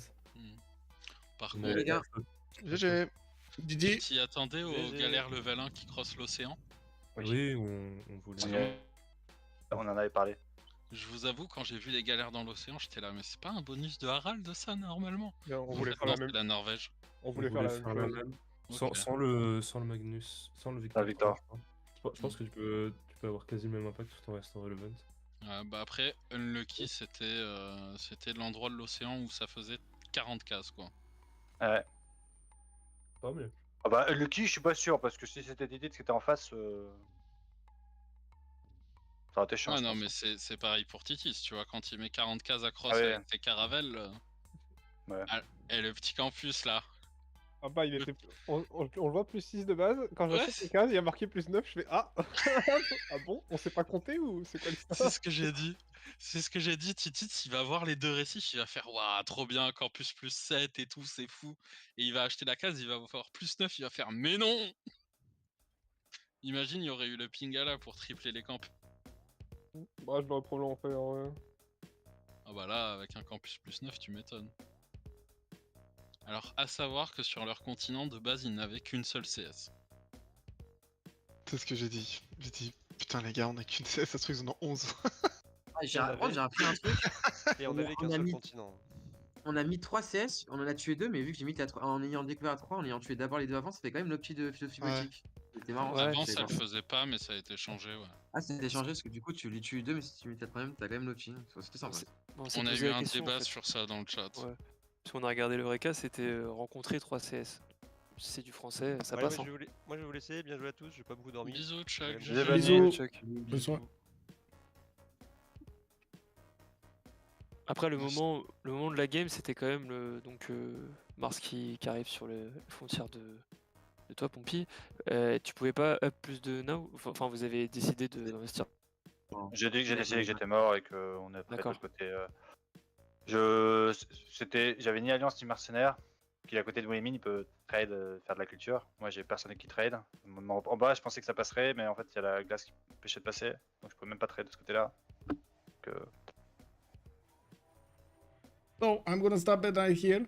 I'm gonna send you to the Storia stream so you can hear the next part of the debrief over here. It's gonna be in French anyway, after all. And I do want to say thank you for everybody and for everything in the meantime. Thank you so much for the subscriptions, for the gifts, for the every kind of support that you are showing over here the stream. And I do hope you enjoy the show. We do have another game that will be Thursday. It's gonna be from the wildcard tournament, and we are starting to see what's gonna happen there. We know Civ Australia got through. We do need to see if we're gonna have Sumer Rangers, SPA, or Civ Ukraine getting through also.